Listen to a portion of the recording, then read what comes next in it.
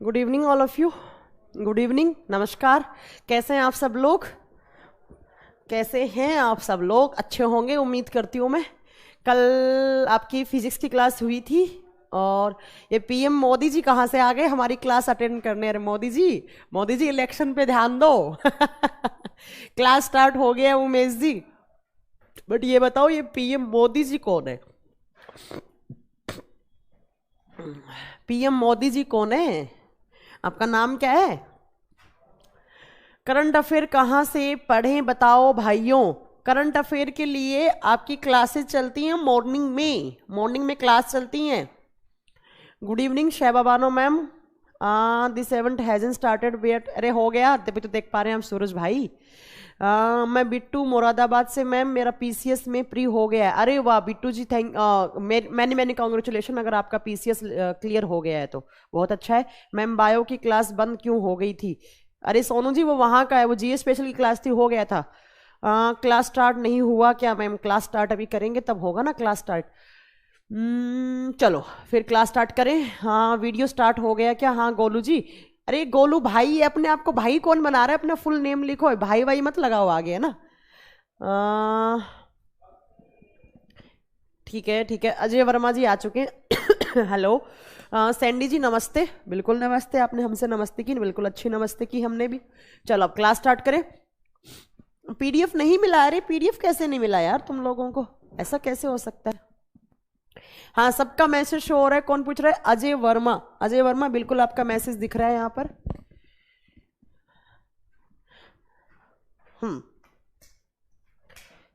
आवाज नहीं आ रही? आवाज कैसे नहीं आएगी अगर हो ही नहीं सकता। हाँ लाइव चल रहा है सूरज जी, बिल्कुल लाइव चल रहा है। आज क्या पढ़ाओगी मैम जी? तो लास्ट क्लास में जो चैप्टर छोड़ा था वही हम पढ़ाएंगे। चलो मैम प्लीज केमिस्ट्री में भी तेज बनाना है। अच्छा तेज बनना है आपको केमिस्ट्री में भी? बायो में बन गए क्या आप तेज, जो आपको केमिस्ट्री में भी बनना है? प्रदीप कुमार जी आ चुके हैं। जल्दी आइए, 1-2 मिनट में जितने भी बच्चे लाइव नहीं आए हैं वो जल्दी लाइव आइए, उसके बाद हम क्लास स्टार्ट करते हैं।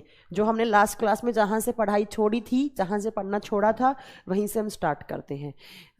चलो स्टार्ट करें। हाँ आ चुके हैं, आई होप बहुत सारे बच्चे आ चुके हैं। Good evening Sudhir Kumar ji, good evening. देखिए लास्ट क्लास में हमने चैप्टर क्या पढ़ा था? तो लास्ट क्लास में हम पढ़ रहे थे कार्बन। देखो केमिस्ट्री में मैंने आपको पहला चैप्टर कंप्लीट करवा दिया था। कौन सा? पहला चैप्टर आपका हो चुका है acid base salt. Acid base salt Hindi में इसको बोलते हैं अम्ल क्षार एवं लवण। अम्ल क्षार एवं लवण। मैम हर हर महादेव। अच्छा मोदी जी ठीक है। मैम बायो में तो आपने डॉक्टर बना दिया है। अरे कहाँ डॉक्टर बन गए? अभी तो एक चैप्टर पढ़ा, उसमें कहाँ से डॉक्टर बन गए मैम? वीडियो अच्छा ठीक है ठीक है। Good evening. हाँ ठीक है। पीडीएफ नहीं मिला? पीडीएफ डाउनलोड के ऑप्शन में जाइए, वहाँ पर पीडीएफ में होगा पीडीएफ, ऐसा नहीं है कि पीडीएफ नहीं मिला है। हाँ आपका नाम बिल्कुल दिख रहा है। मैम पहली बार मैं ऑनलाइन क्लास ज्वाइन किया हूँ, ठीक है। अगर आप पहली बार क्लास आज कर रहे हैं तो पवन कुमार जी, जो पहले के जितने भी प्रीवियस आपकी वीडियोस हैं वो सारी आप वॉच कर लीजिए, सारे पढ़ लीजिए वहां से। प्रिया मैम गुड इवनिंग। चलो अब क्लास स्टार्ट करते हैं। सपना मैम भी आ चुकी हैं। चलो अब क्लास स्टार्ट करें, देखो बाद में बात करेंगे। अब केमिस्ट्री में पहला चैप्टर मैंने स्टार्ट किया था एसिड बेस सॉल्ट, अम्ल क्षार एवं नमक या लवण बोल सकते हैं। देन मैंने आपको इसमें करवाया था एसिड्स क्या होते हैं, बेस क्या होते हैं, सॉल्ट क्या होते हैं, कौन कौन से एसिड्स आपको पढ़ने, कौन कौन से बेस पढ़ने और कौन कौन से सॉल्ट पढ़ने। ठीक है, ये क्लियर हो चुका है। उसके बाद दूसरा देखो, दूसरा चैप्टर मैंने क्या स्टार्ट किया था? दूसरा चैप्टर मैंने स्टार्ट किया था carbon and its compound. Carbon and its compound, carbon और उसके यौगिक, कार्बन और उसके यौगिक। फिर कार्बन वाले चैप्टर में मैंने क्या क्या आपको, हाँ अभी बताती हूं मैंने क्या क्या पढ़ाया था कार्बन वाले में। देखो पहले सुनो, इस कंपाउंड का मतलब क्या होता है? कंपाउंड को हिंदी में कहा जाता है यौगिक। यौगिक का मतलब क्या होता है? 2 या 2 से ज्यादा एलिमेंट आपस में जुड़े हुए होते हैं। ठीक है, 2 या 2 से अधिक एलिमेंट जो आपस में जुड़े हुए होते हैं उसको हम क्या बोलते हैं? उसको हम क्या बोलते हैं? तो उसको कंपाउंड बोलते हैं। ठीक है, दिनेश कुमार जी की बात में बिल्कुल यहाँ पर बोलना चाहूंगे। दिनेश कुमार जी कह रहे हैं कि मैम केमिस्ट्री मैम सही पढ़ाना, जो फिर से ना पढ़नी पड़े क्योंकि केमिस्ट्री बेवफा है। अच्छा जी, केमिस्ट्री बेवफा है? बेवफा तो सिर्फ सोनम है और कोई नहीं है। ठीक है, चलो। तो कंपाउंड मतलब कार्बन, और कार्बन की क्या क्या क्वालिटीज है, कार्बन के क्या क्या गुण है, और उसके बाद आपको क्या पढ़ना है, कंपाउंड पढ़ना है। देन मैंने आपको लास्ट क्लास में क्या पढ़ाया था, लास्ट क्लास में मैंने पढ़ाया था एटॉमिक नंबर क्या होता है। एटॉमिक नंबर जिसको बोलते हैं परमाणु संख्या। एटॉमिक नंबर किसको बोलते हैं, तो मैंने बताया होगा कि किसी भी एलिमेंट के न्यूक्लियस में जितना नंबर ऑफ प्रोटॉन्स हैं उसको हम क्या बोलते हैं, एटॉमिक नंबर बोलते हैं, परमाणु संख्या बोलते हैं। ठीक है, उसके बाद दूसरा मैंने क्या बताया था, एटॉमिक मास। एटॉमिक मास किसको बोलते हैं, परमाणु भार। किसी भी एटम के न्यूक्लियस में, नाभिक में जितना सम P+N है, P+N की जो क्वांटिटी है, प्रोटॉन प्लस न्यूट्रॉन के सम को हम क्या बोलते हैं, एटॉमिक मास। और एटॉमिक नंबर किसको बोलेंगे, नंबर ऑफ प्रोटॉन। उसके बाद मैंने तीसरी चीज क्या बताई थी, तीसरी चीज मैंने क्या बताई थी, यहां पर बताया होगा आपको आइसोटोप। आइसोटोप जिसको हिंदी में क्या बोलते हैं, समस्थानिक कहा जाता है, समस्थानिक। और आइसोटोप किसको बोलते हैं, तो मैंने बताया होगा ऐसे एलिमेंट जिनका एटॉमिक नंबर तो क्या हो, एटॉमिक नंबर सेम हो, बट उनका एटॉमिक मास क्या हो, डिफरेंट हो। एटॉमिक मास अलग अलग हो। एटॉमिक मास का मतलब क्या होता है, सम ऑफ P+N अलग हो और P उनका क्या हो, सेम हो। उनको हम क्या बोलते हैं, आइसोटॉप्स बोलते हैं। और मैंने बताया था कि हमारी पीरियोडिक टेबल में, हमारी आवर्त सारणी में बहुत सारे एलिमेंट ऐसे हैं जिनके बहुत सारे आइसोटॉप्स हैं, बट हाइड्रोजन एक ही एलिमेंट ऐसा है जिसके आइसोटॉप्स के नाम भी साइंटिस्ट द्वारा दिया गया है। जैसे 1H1 को क्या बोलते हैं, प्रोटियम। जैसे 1H2 को क्या बोलते हैं, ड्यूटेरियम। या ड्यूटेरियम के आगे जब ऑक्सीजन लग जाता है तो उसको क्या बोलते हैं, ड्यूटेरियम ऑक्साइड। और उसका नाम क्या होता है, उसको हैवी वाटर बोलते हैं। हैवी वाटर क्यों बोलते हैं, क्योंकि उसका नॉर्मल पानी से मेल्टिंग पॉइंट, बॉइलिंग पॉइंट ज्यादा होता है। ठीक है, उसके बाद मैंने बताया होगा, नेक्स्ट डेफिनेशन बताई होगी मैंने, हाँ 1H3 को क्या बोलते हैं, ट्रीटियम। उसके बाद आपको पढ़ाया था मैंने आइसोबार। आइसोबार किसको बोलते हैं, संभारिक। ऐसे एलिमेंट जिनका एटॉमिक मास सेम हो, जिनका एटॉमिक नंबर डिफरेंट हो, जस्ट ऑपोजिट किसका, आइसोटॉप का, तो उसको क्या बोलेंगे हम, संभारिक आइसोबार। उसके बाद नेक्स्ट मैंने एक डेफिनेशन बताई थी आपको, एलोट्रोप। एलोट्रोप जिसको हिंदी में क्या कहा जाता है, अपर रूप कहा जाता है, अपर रूप। एलोट्रोप क्या होते हैं, तो ऐसे एलिमेंट जिनकी फिजिकल प्रॉपर्टीज क्या हो, अलग अलग हो, और जिनकी केमिकल प्रॉपर्टीज क्या हो, सेम या ऑलमोस्ट सेम हो, उसको हम क्या बोलेंगे, तो उसको क्या बोलेंगे हम, एलोट्रोप बोलेंगे। ठीक है, लाइव ही चल रही है राम जी सोनी, क्लास लाइव ही चल रही है। ठीक है, उसके बाद मैंने कार्बन में आपको कुछ क्वालिटीज बताई थी कि कार्बन का सिंबल क्या होता है, तो कार्बन का सिंबल C होता है। कार्बन का एटॉमिक नंबर कितना होता है, 6 होता है। कार्बन का एटॉमिक मास कितना होता है, 12 होता है। कार्बन की आउटर सेल को नाम क्या देते हैं हम, वैलेंस सेल। तो वैलेंस सेल कौन कौन सी होती है, तो मैंने बताया होगा कार्बन का इलेक्ट्रॉनिक कॉन्फ़िगरेशन कैसा लिखा जाता है, 1s2 2s2 एंड 2p2। ये सब बता दिया था ना, मैंने सब बता चुकी हूं ना मैं। और यहां पर इस 2s2 2p2 को हम क्या बोलते हैं, इसको हम क्या बोलते हैं मैम, वैलेंस सेल, या हिंदी में क्या बोलते हैं इसको, संयोजी कक्षा। और संयोजी कक्षा में जितने फ्री इलेक्ट्रॉन होते हैं उसको हम क्या बोलते हैं, वैलेंस इलेक्ट्रॉन। देखो कहाँ, यहां पर कितने इलेक्ट्रॉन है, 2 और 2 4 इलेक्ट्रॉन। तो वैलेंस सेल में, कार्बन की वैलेंस सेल में, आउटर सेल में कितने इलेक्ट्रॉन फ्री हैं, 4। तो जितने इलेक्ट्रॉन फ्री होते हैं उसको हम क्या कहते हैं, उसको उस एलिमेंट की वैलेंसी कहते हैं, उसको उस एलिमेंट की संयोजकता कहा जाता है। जितने भी वैलेंस इलेक्ट्रॉन फ्री हैं वही उसकी वैलेंसी बन जाती है। तो बताइए कार्बन की वैलेंसी कितनी है, 2 और 2 4। जितनी एलिमेंट की वैलेंसी होती है उतने ही वो क्या बना सकता है, केमिकल बॉन्ड बना सकता है, केमिकल बॉन्ड। ठीक है, केमिकल बॉन्डिंग कौन करता है, तो मैम एक एलिमेंट की आउटर सेल के फ्री इलेक्ट्रॉन दूसरे एलिमेंट की आउटर सेल के फ्री इलेक्ट्रॉन आपस में क्या करते हैं, केमिकल बॉन्डिंग फॉर्म करते हैं। तो कार्बन के कितने फ्री इलेक्ट्रॉन है, 4। तो कार्बन कितने बॉन्ड बना सकता है, 4 बॉन्ड बना सकता है। ठीक है, उसके बाद मैंने बताया होगा कि कार्बन कौन सा बॉन्ड बनाता है, तो मैंने बताया था कार्बन कौन सा बॉन्ड बनाता है, कोवेलेंट बॉन्ड बनाता है। कोवेलेंट बॉन्ड को हिंदी में क्या कहा जाता है, सहसंयोजक बंध। और कोवेलेंट बॉन्ड कब बनता है, आपस में इलेक्ट्रॉन की म्यूचुअल शेयरिंग से बनने वाला बॉन्ड कौन सा होता है, कोवेलेंट बॉन्ड होता है ना। एक एलिमेंट के पास 2 इलेक्ट्रॉन थे, उसने अपने रख दिए, दूसरे एलिमेंट ने अपने रख दिए 2 इलेक्ट्रॉन, टोटल कितने हो गए, 4। जब एक को जरूरत होगी वो ले लेगा, जब दूसरे को जरूरत होगी वो ले लेगा। तो आपस में शेयरिंग से कौन सा बॉन्ड बनता है, तो कौन सा, कोवेलेंट बॉन्ड बनता है। अब कार्बन क्यों बनाता है, तो मैंने बताया होगा कार्बन की वैलेंस सेल का आकार छोटा होता है। कार्बन की जब वैलेंस सेल का आकार छोटा है तो उसकी एटॉमिक रेडियस क्या हो जाती है, कम हो जाती है। जब एटॉमिक रेडियस कम है तो मैम इसके अंदर इलेक्ट्रॉन है, और जब इन इलेक्ट्रॉन को आप रिमूव करोगे तो ये होंगे नहीं। क्यों नहीं होंगे, क्योंकि हाँ मैं बॉन्ड्स की स्ट्रक्चर पढ़ाऊंगी तो सर जी डोंट वरी सब पढ़ाऊंगी मैं, ठीक है। तो कार्बन की जब वैलेंस सेल का आकार छोटा है तो उसकी एटॉमिक रेडियस भी कम। जब एटॉमिक रेडियस कम तो मैम इस इलेक्ट्रॉन और इस न्यूक्लियस के बीच में जो फोर्स लगते हैं वो क्या लगते हैं, बहुत स्ट्रांग लगते हैं। इसीलिए हम इलेक्ट्रॉन को रिमूव नहीं कर सकते। तो कार्बन अपने इलेक्ट्रॉन दे तो नहीं सकता। दूसरा कि हाँ मई तक आपका कोर्स कंप्लीट हो जाएगा विष्णु जी, बिल्कुल हो जाएगा। दूसरा कि आप इलेक्ट्रॉन 4 लाकर भर भी नहीं सकते। क्यों नहीं भर सकते, क्योंकि अगर मैम हमने 4 इलेक्ट्रॉन भर दिए तो इलेक्ट्रॉन पे चार्ज सेम होता है, नेगेटिव चार्ज होता है, और सेम चार्ज के बीच में जब डिस्टेंस कम होता है तो क्या लग जाता है, रिपल्सन लग जाता है। और रिपल्सन के बाद में क्या हो जाता है, ये इसको बाहर, ये इसको बाहर, ये इसको बाहर करेगा।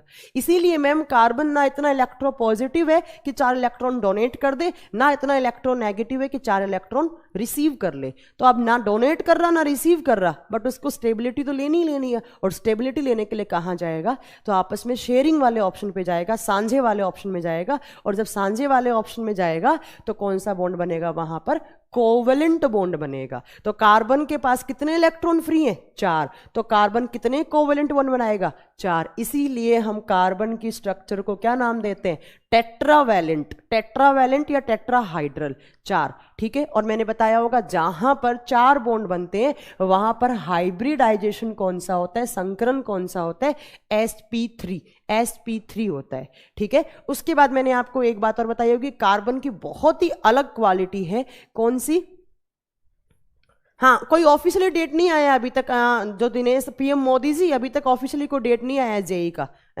ठीक है। हाँ चतुष्फलकीय संरचना होती है, कृष्ण गोपाल जांगीर आपने सही बताया। उसके बाद मैंने बताया होगा कार्बन की जो पीरियोडिक टेबल में एक बड़ी यूनिक सी प्रॉपर्टी होती है। क्या प्रॉपर्टी है वो कार्बन की, तो कार्बन जो है उसके पास सबसे ज्यादा कैटिनेशन पावर होती है। कार्बन के पास बहुत ज्यादा कैटिनेशन पावर होती है। अब कैटिनेशन पावर क्या होती है, तो कार्बन या तो कार्बन के साथ या कार्बन किसी और एलिमेंट के साथ जुड़कर बहुत ज्यादा लंबी लंबी चेन बना देता है, लंबी लंबी श्रृंखलाएं बना देता है। और ये लंबी लंबी चेन बनाने की जो क्वालिटी होती है इसी को हम क्या कहते हैं, कैटिनेशन पावर। जब मैम कार्बन की कैटिनेशन पावर ज्यादा है इसीलिए कार्बन पीरियोडिक टेबल में सबसे ज्यादा कंपाउंड क्रिएट कर सकता है, सबसे ज्यादा यौगिक बना सकता है। इसीलिए एग्जाम में क्वेश्चन आता है कि कौन से एलिमेंट के सबसे ज्यादा कंपाउंड है, कौन से एलिमेंट के सबसे ज्यादा यौगिक है, तो किसके, कार्बन के। आज पढ़ाऊंगी मैं कौन कौन से कंपाउंड क्रिएट करता है, वो सब भी पढ़ाऊंगी मैं। चलो मैडम हिंदी में पीडीएफ नहीं मिली सेल की, अरे हिंदी में है सेल की पीडीएफ, किसने बोला, राजू मीना जी डाउनलोड करो, वहां है हिंदी में, ऐसा नहीं है। हाँ कन्हैया जी आपका नाम दिख रहा है। चलो अब स्टार्ट करते हैं कार्बन के एलोट्रोप। आज मैं स्टार्ट कर रही हूँ एलोट्रोप ऑफ कार्बन। अच्छा पता है बीच में ना आप लोग कमेंट करके ना ध्यान मत मेरा वो किया करो, डिस्ट्रैक्ट मत किया करो। एंड में कोई डाउट हो तो आप पूछ लेना। ये पीडीएफ का टीचर से मत बोला करो ना, मैनेजमेंट को फोन करो, वहां से ले लो। देखो एलोट्रोप को हिंदी में क्या कहा जाता है, अपर रूप। कार्बन के 4 एलोट्रोप होते हैं, 4 एलोट्रोप, यहां पर 4 लिखना है। एग्जाम में कभी भी क्वेश्चन आए कि कार्बन के कितने एलोट्रोप होते हैं, तो कितने, 4। अब एलोट्रोप की डेफिनेशन क्या बताई थी मैंने लास्ट टाइम आपको, तो क्लास, अच्छा क्लियर नहीं है, नोट्स तो क्लियर है यार, अगर नहीं है तो हम देख लेंगे, है ना, कोई दिक्कत नहीं है, ठीक है। देखो एलोट्रोप का मतलब क्या होता है, ऐसे एलिमेंट जिनकी फिजिकल फॉर्म अलग बट केमिकल फॉर्म क्या होती है, सेम, उसको हम क्या बोलते हैं, एलोट्रोप। कार्बन के कितने, 4।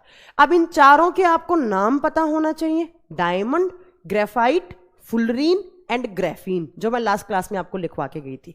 अब इन चारों में से 4 आपको इनके बारे में बातें, 4 लाइन पता होना चाहिए। कौन कौन सी, देखो सबसे पहली पता होना चाहिए, एमसीक्यूज कब करवाऊंगी, संडे को करवाऊंगी अंजू मैम। जितना भी मैंने बायो और केमिस्ट्री पढ़ाया है उसके मैं एमसीक्यूज बना रही हूँ, तो मैं हो सकता है कल सैटरडे को भी कल या तो मैं एमसीक्यूज करवा सकती हूँ, या मंडे या संडे में एक दिन में आपको एमसीक्यूज करवाऊंगी, बिल्कुल प्रैक्टिस करवाऊंगी, सारे क्वेश्चंस लेकर आऊंगी, स्क्रीन पे चलाऊंगी, आपको क्वेश्चंस दिखेंगे, आप आंसर टिक करेंगे, बताएंगे मुझे, ठीक है। देखो दोबारा बताऊं मैं, कोई बात नहीं, बता देती हूं मैं। ऐसे एलिमेंट जिनकी फिजिकल फॉर्म अलग, जिनके भौतिक गुण अलग अलग और जिनके रासायनिक गुण एक जैसे होते हैं, उनको हम क्या बोलते हैं? एलोट्रोप। केमिस्ट्री की लैंग्वेज में उनका नाम क्या होता है? अपर रूप। कार्बन के कितने? 4। ठीक है, इन चारों में आपको क्या क्या बात याद करनी है? आपको सबसे पहला पॉइंट इनके बारे में याद करना है कि इन चारों में से मेल्टिंग पॉइंट किसका कितना होता है।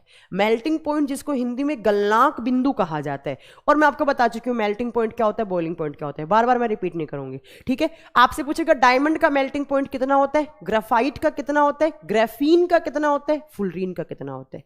लास्ट ईयर के आप क्वेश्चन पेपर उठा लेना, सब में ऐसे क्वेश्चन आते हैं। उसके बाद आपसे पूछेगा इन चारों में से सबसे अच्छा गुड कंडक्टर कौन सा इलेक्ट्रिसिटी का, और सबसे बुरा या बैड कंडक्टर ऑफ इलेक्ट्रिसिटी कौन है। ठीक है, ये आपको याद करना है। तीसरा आपको क्या याद करना है? आपको यहां से याद करना है इनके यूजेस, इनके यूजेस, ये किसका क्या यूज होता है। जैसे आपसे पूछे ग्राफीन का यूज क्या है, ग्राफाइट का यूज क्या है। ठीक है, और चौथा आपको इनमें पढ़ना है कि इनकी स्ट्रक्चर कैसी होती है और इनमें हाइब्रिडाइजेशन कौन सा होता है। ठीक है, ये सब आपको पॉइंट्स पढ़ने हैं। तो मैं सबसे पहला 1 नंबर डाल के यहां पर लिख रही हूं डायमंड। डायमंड, हिंदी में डायमंड को कहा जाता है हीरा। हीरा है ना। बहुत सारे बच्चे कंफ्यूज रहते हैं प्लेटिनम और डायमंड में। एक बात याद रखना, पीटी, प्लेटिनम, प्लेटिनम एक मेटल होती है, एक धातु होती है, जैसे आपकी सोना चांदी, जैसे प्लेटिनम, ये सब मेटल्स होती हैं। और मेटल्स का मतलब क्या होता है? जो गुड कंडक्टर ऑफ इलेक्ट्रिसिटी हो, मतलब जिनके पास इलेक्ट्रिसिटी कंडक्ट करने के लिए फ्री आयंस हो, उनको हम क्या बोलते हैं? मेटल्स बोलते हैं। ठीक है, मतलब ऐसा कोई एलिमेंट जिसके अंदर से आप इलेक्ट्रिसिटी कंडक्ट करवा सको, या उसके पास फ्री आयंस हो या फ्री इलेक्ट्रॉन हो, उसको मेटल, इसको धातु कहा जाता है। तो प्लेटिनम एक धातु होती है, बट डायमंड क्या होता है? एक नॉन मेटल होता है। डायमंड कार्बन का एलोट्रोप है, कार्बन की एक फॉर्म को ही हम क्या कहते हैं? डायमंड कहते हैं। ठीक है, तो एक बात याद रखना, diamond is a non metal. Diamond is a non metal. सबसे पहला पॉइंट हो गया आपका डायमंड के बारे में। हीरा एक अधातु है। हीरा एक अधातु है, ये बात आपको याद रखनी है। ठीक है, बट प्लेटिनम, पीटी क्या होता है? प्लेटिनम एक मेटल होता है। ठीक है, नेक्स्ट देखो, यहां से डायमंड के बारे में आपको क्या याद रखना है। दूसरा पॉइंट आपको याद रखना है, it is hardest, it is hardest and strongest allotrope of carbon, and strongest allotrope of carbon. ये क्वेश्चन बहुत बार आता है कि कार्बन के सबसे हार्ड या सबसे स्ट्रॉन्ग एलोट्रोप का नाम बताओ। ठीक है, metal and non metal different. हाँ जी दिनेश जी, अगला चैप्टर करवाएंगे तो बताएंगे कि कैसे मेटल नॉन मेटल डिफरेंट होती हैं, बताएंगे। अभी बस चुपचाप यही सुनो, जितना मैं बोलती हूँ उतना सुनो। ठीक है, हिंदी में आपको पढ़ना है, यह है कार्बन का सबसे मजबूत और सबसे कठोर अपर रूप है, और सबसे कठोर अपर रूप है। अपर रूप बोले तो एलोट्रोप है, एलोट्रोप है। अब इसका रीजन दो मैम कि ये कठोर क्यों होता है। ध्यान से सुनना कि ये कठोर या स्ट्रॉन्ग क्यों होता है। 2 रीजन होती हैं इसके स्ट्रॉन्ग होने का। सबसे पहला इसके हार्ड होने का रीजन क्या होता है? तो इसकी स्ट्रक्चर की वजह से ये हार्ड होता है। अब मैम इसकी स्ट्रक्चर में ऐसा क्या होता है? तो देखो, डायमंड की स्ट्रक्चर में एक कार्बन जो है वो 3 अलग अलग कार्बन से जुड़कर 4 कोवलेंट बॉन्ड बनाता है। एक कार्बन 3 अलग अलग कार्बन से जुड़कर 4 कोवलेंट बॉन्ड बना रहा है। ठीक है, अब अगेन ये 3 कार्बन, मैंने बताया था कार्बन का एलोट्रोप है। कार्बन में क्या होता है? कैटिनेशन पावर सबसे ज्यादा होता है, मतलब लंबी लंबी चेन बनाने की इसमें क्वालिटी होती है। तो ये कार्बन अगेन 3 से जुड़ेगा, फिर ये कार्बन अगेन 3 से जुड़ेगा ऐसे, फिर ये कार्बन अगेन 3 से जुड़ेगा, फिर ये कार्बन अगेन 3 से जुड़ेगा, ये 3 से जुड़ेगा, ये 3 से जुड़ेगा, ये 3 से जुड़ेगा, ऐसे जुड़ता जुड़ता जाएगा और एक 3D स्ट्रक्चर फॉर्म हो जाती है। एक 3D स्ट्रक्चर फॉर्म हो जाती है। कैसे? देखो, किसकी 3D structure? 1 bond, 2 bond, 3 bond, 4 bond. ठीक है, और कौन से बॉन्ड होते हैं? ये कोवलेंट बॉन्ड होते हैं। जब 4 हैं तो उसको क्या बोलेंगे? टेट्रा। टेट्रा, केमिस्ट्री में 4 को टेट्रा कहा जाता है। टेट्रावैलेंट स्ट्रक्चर बन चुकी है। ऐसे मैम आगे से आगे चेन बनती जाती है, 3D स्ट्रक्चर फॉर्म हो जाती है। और इस 3D स्ट्रक्चर का नाम क्या होता है? इसको बोलते हैं 3D structure of carbon carbon strong covalent bond. और याद करो, मैंने आपको लास्ट क्लास में बताया होगा कि केमिस्ट्री में सबसे स्ट्रॉन्ग बॉन्ड कौन से होते हैं? आयोनिक। उसके बाद स्ट्रॉन्ग बॉन्ड कौन से होते हैं? Covalent bond. और यहां पर तो कितने बन रहे हैं? 4। तो इसकी स्ट्रक्चर एक तो 3D फॉर्म में लंबी लंबी चेन बन गई इसके अंदर, दूसरा इसमें कितने कोवेलेंट बॉन्ड? 4। और कोवेलेंट बॉन्ड केमिस्ट्री में आयोनिक बॉन्ड से तो वीक, बट बाकी सबसे क्या होते हैं? स्ट्रॉन्ग। तो इसीलिए कार्बन हार्ड भी हो जाता है और इसीलिए डायमंड हार्ड भी हो जाता है और स्ट्रॉन्ग भी हो जाता है। इस स्ट्रक्चर को नाम देंगे, या तो बोलेंगे 3D structure of carbon strong covalent bond, या इसका दूसरा नाम क्या होता है? या इसका दूसरा नाम होता है टेट्रावैलेंट स्ट्रक्चर। टेट्रावैलेंट, या इसका एक नाम और होता है, इसको कहा जाता है टेट्राहाइड्रल स्ट्रक्चर। टेट्रा का मतलब होता है 4, वैलेंट का मतलब, अच्छा वॉइस नहीं आ रही, एक सेकंड देखिएगा, साउंड नहीं आ रही, साउंड में कुछ प्रॉब्लम है? साउंड तो ठीक है, ऐसा कैसे हो सकता है? ठीक है, तो टेट्रावैलेंट या टेट्राहाइड्रल बोलेंगे। हिंदी में इस स्ट्रक्चर को नाम दिया जाता है चतुष्फलकीय स्ट्रक्चर। तो मैम ये अपनी स्ट्रक्चर की वजह से क्या होता है? हार्ड या स्ट्रॉन्ग होता है, ठीक है। एक बच्चा कह रहा है मैम समझ में नहीं आ रहा, तो अमित जी समझ में क्यों नहीं आ रहा? क्यों नहीं आ रहा आपको समझ में? हो सकता है आपने लास्ट क्लास नहीं की हो, इसलिए आपको समझ में नहीं आ रहा होगा। ऐसे कैसे काम चलेगा? ठीक है, तो मैम ये हार्ड क्यों हुआ या स्ट्रॉन्ग क्यों हुआ? अपनी स्ट्रक्चर की वजह से। अब स्ट्रक्चर में ऐसा क्या था? इसकी स्ट्रक्चर में एक कार्बन जो है वो 3 अलग अलग कार्बन से जुड़कर 4 कोवेलेंट बॉन्ड बनाता है। और कोवेलेंट बॉन्ड आयोनिक बॉन्ड से तो वीक होते हैं, बट बाकी सबसे क्या होते हैं? स्ट्रॉन्ग। अब आपसे एग्जाम में क्या क्वेश्चन पूछेगा? जिनको समझ में नहीं आ रहा है, जो साइंस बैकग्राउंड से नहीं है, वो रट्टा लगा लो, कुछ इलाज नहीं है इसका। आप बस ये याद कर लो कि डायमंड की स्ट्रक्चर कैसी होती है? टेट्रावैलेंट या टेट्राहाइड्रल स्ट्रक्चर होती है। टेट्रावैलेंट या टेट्राहाइड्रल स्ट्रक्चर होती है, ठीक है। तो एक रीजन हो गया कि इसकी स्ट्रक्चर इतनी स्ट्रॉन्ग स्ट्रक्चर बन रही है, इतने स्ट्रॉन्ग बॉन्ड बन रहे हैं, इतने स्ट्रॉन्ग बंध बन रहे हैं, तो इसकी स्ट्रक्चर क्या हो गई? इसकी स्ट्रक्चर स्ट्रॉन्गेस्ट एंड हार्डेस्ट हो गई। दूसरा रीजन देखो, दूसरा रीजन क्या होता है? इस डायमंड का मेल्टिंग पॉइंट बहुत ज्यादा होता है। अरे प्लीज इनको एक मैसेज करके छोड़ना, जैनिस कुमार को बोलिए कि अनम्यूट बटन, अपने जो म्यूट वाला बटन है उसको अनम्यूट कर लें तो साउंड आएगी। इनको साउंड कहाँ से आ जाएगी? एक मैसेज छोड़ दीजिए इनको, ठीक है। देखो नेक्स्ट देखो, डायमंड जो है उसका मेल्टिंग पॉइंट बहुत ज़्यादा होता है, उसका गलनांक बिंदु, उसका मेल्टिंग पॉइंट, उसका MP ज़्यादा होता है। क्यों? क्योंकि उसकी स्ट्रक्चर हार्ड है, उसकी स्ट्रक्चर में बॉन्ड स्ट्रॉन्ग बन रहे हैं, इसलिए। कितना होता है कोई बता सकता है मुझे? कोई बता सकता है? कोई मुझे बता सकता है डायमंड का मेल्टिंग पॉइंट कितना होता है? कुछ आइडिया दे दो, मतलब लमसम आइडिया दे दो कि मैम 2000 2500। जल्दी बताओ,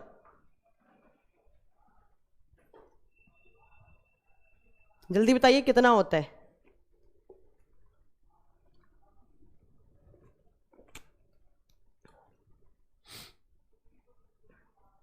3300। अरे ये तो टंगस्टन का होता है, मतलब टंगस्टन भी इसके नियर बाई होता है। नहीं 10,000 नवीन जी गलत आंसर है।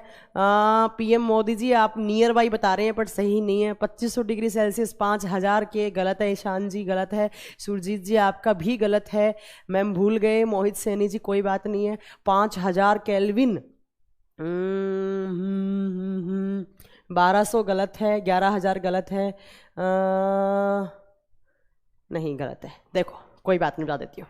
इसका मेल्टिंग पॉइंट होता है 4726 डिग्री सेल्सियस। 4726 डिग्री सेल्सियस, इतना होता है इसका मेल्टिंग पॉइंट। ठीक है, चलो हो गया। हाँ, नियर बाई 4800, नियर बाई इतना ही होता है।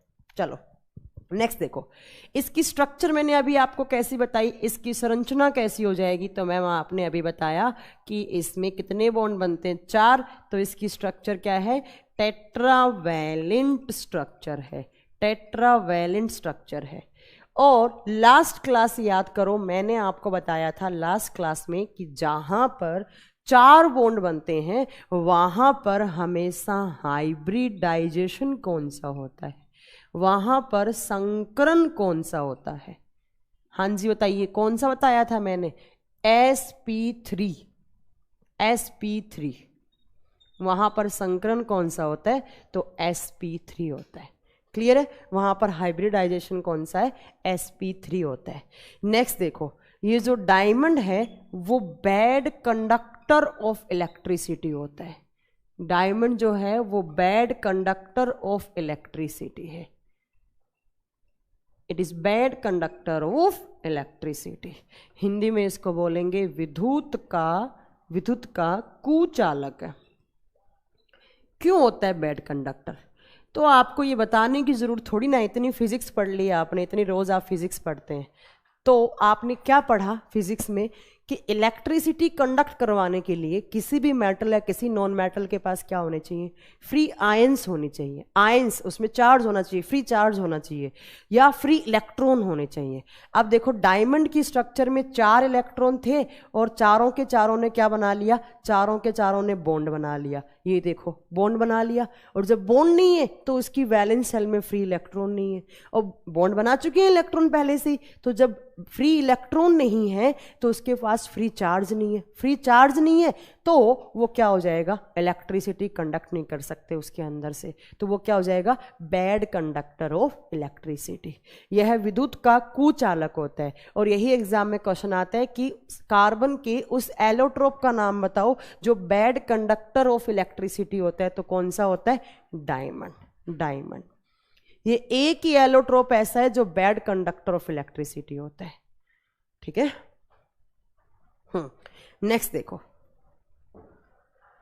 इसका यूज क्या होता है, काम कहाँ आता है, तो एक तो ज्वेलरी बनाने में काम आता है, पता ही है आपको, ज्वेलरी बनाने में काम आता है ना, ज्वेलरी बनती है ना, बताऊंगी सोनू जी, बताऊंगी, सोना और इसका दोनों बताऊंगी, गोल्ड के भी कैरेट बताऊंगी, इसका भी बताऊंगी, रुक जाइए ना।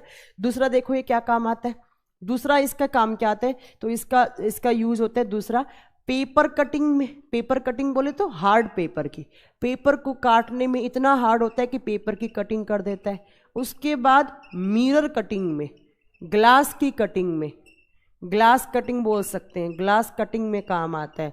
रॉक कटिंग में काम आता है, चट्टानों को काटने में काम आता है, इतना हार्ड होता है। तो ये सारे के सारे काम किसके होते हैं, डायमंड के।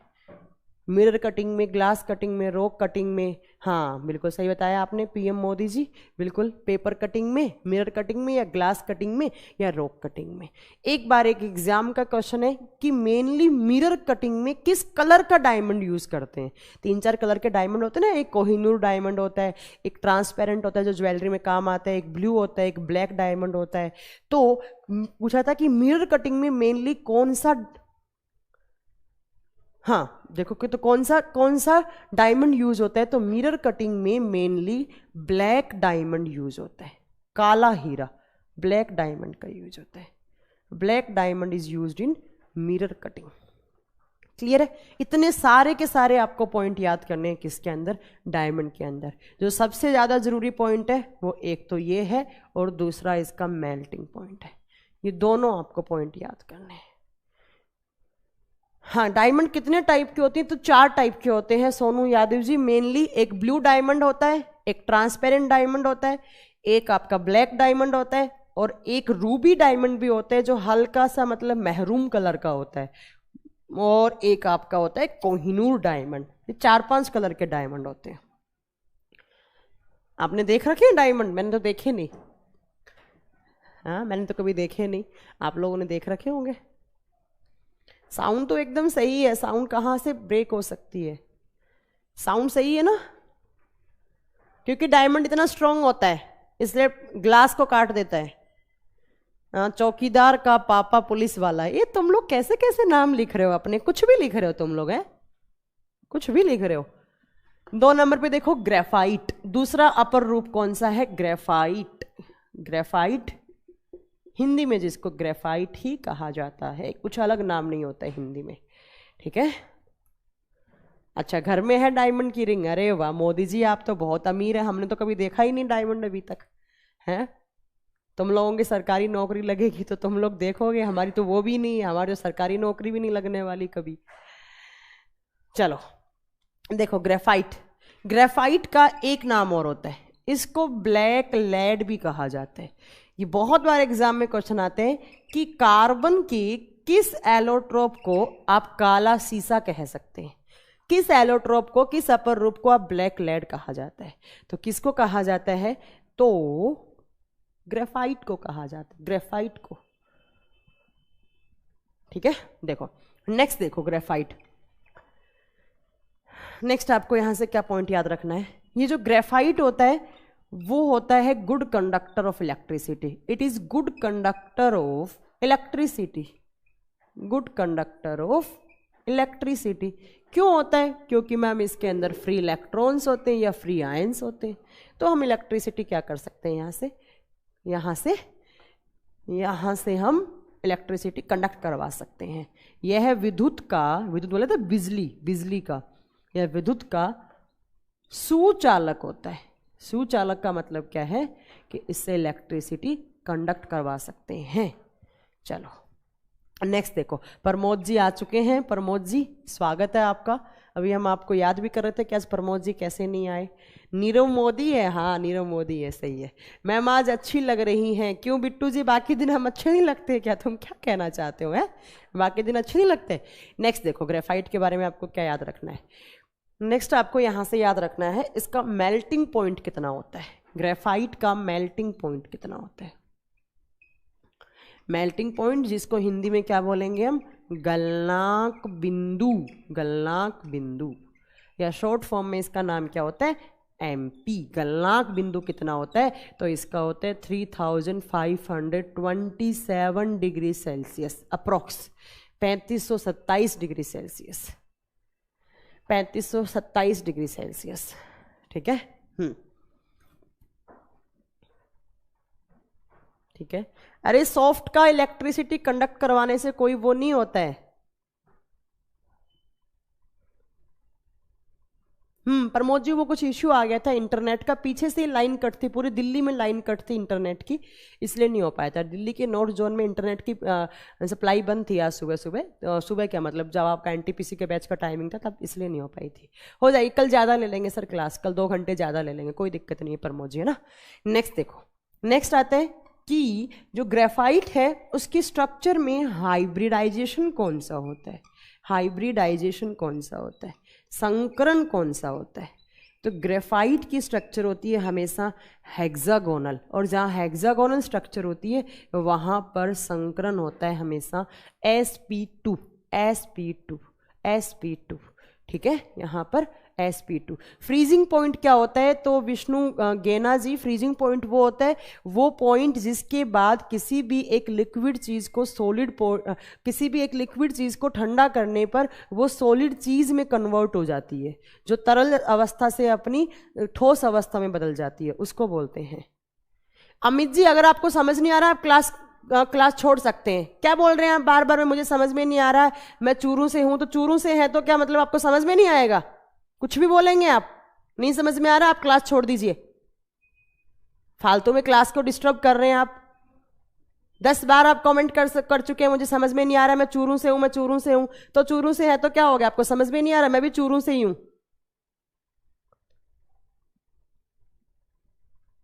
कुछ भी बोलना है मतलब।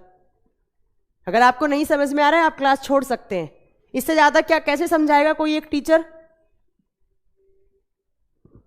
बोल दिया मैंने, अगर आप कॉमर्स बैकग्राउंड से हैं थोड़ी बहुत प्रॉब्लम आएगी। जैसे जो साइंस बैकग्राउंड से बच्चा होता है उसको इकोनॉमिक्स नहीं समझ में आती है, उसको बट वो भी तो कंसंट्रेट करता है तो टर्म समझ में आने लग जाते हैं। नहीं समझ में आ रहा, लास्ट क्लास देख लो, 4 क्लास। अगर नहीं समझ में आ रहा तो कुछ नहीं कर सकते हम आपका। आप जाइए अपना, जहां से समझ में आ रहा है वहां से पढ़ लीजिएगा, क्योंकि इससे ज्यादा अच्छा नहीं समझा सकती मैं। नहीं समझ में आ रहा, छोड़ो, छोड़ दो। नेक्स्ट देखो, बार बार यहां कमेंट करके स्क्रीन को खराब करने की जरूरत नहीं है। नहीं समझ में आ रहा भैया, छोड़ दो। आप जिसका समझ में आ रहा है उस टीचर का बैच ज्वाइन कर लो, आइदर ऑनलाइन और ऑफलाइन, जैसे जाना है आपको वैसे चले जाओ। यहां पर बिल्कुल नहीं करना है ये सब। नेक्स्ट देखो, नेक्स्ट आते हैं कि ये जो आपने देखा होगा ग्रेफाइट कहाँ यूज होती है। ग्रेफाइट का यूज क्या होता है, तो एक तो होता है ये पेंसिल बनाने में यूज होती है। पेंसिल बनाने में ग्रेफाइट का काम क्या होता है, एक तो पेंसिल बनाने में आपने देखा होगा जो कच्ची पेंसिल होती है ना, नटराज वाली, उसकी जो नॉब होती है वो किसकी बनी हुई होती है, तो किसकी बनी होती है, तो किसकी होती है, एक तो ग्रेफाइट की बनी हुई होती है। हाँ, ये सच में टीचर को पागल समझते हैं, ये जो है ना 2-4 यहाँ पर 10 बार बोल चुके हैं, फिर भी मैंने सोचा चलो मैंने अवॉइड किया, एक कमेंट अवॉइड किया मैंने, 2 बार किया, 3 बार किया, 4 बार किया, बार बार बोल रहे हैं, बार बार बोल रहे हैं। अच्छा नहीं होता है ना यार। कोई बात नहीं, आपका इंटरेस्ट नहीं है। बहुत सारे बच्चों का, जैसे मुझे इकोनॉमिक्स में इंटरेस्ट नहीं है, मुझे इकोनॉमिक्स आती ही नहीं है, इकोनॉमिक्स के मुझे टर्म्स समझ में नहीं आते हैं, तो मैं कभी क्रिएट भी नहीं करती इकोनॉमिक्स में। आप भी छोड़ दो, अगर आपको केमिस्ट्री नहीं समझ में आ रही आप छोड़ दो, क्या कर सकते हैं।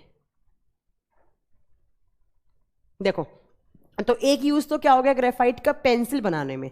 दूसरा देखो क्या यूज होता है, एज ए लुब्रिकेंट यूज होता है। एज ए लुब्रिकेंट, लुब्रिकेंट को हिंदी में कहा जाता है स्नेहक के रूप में।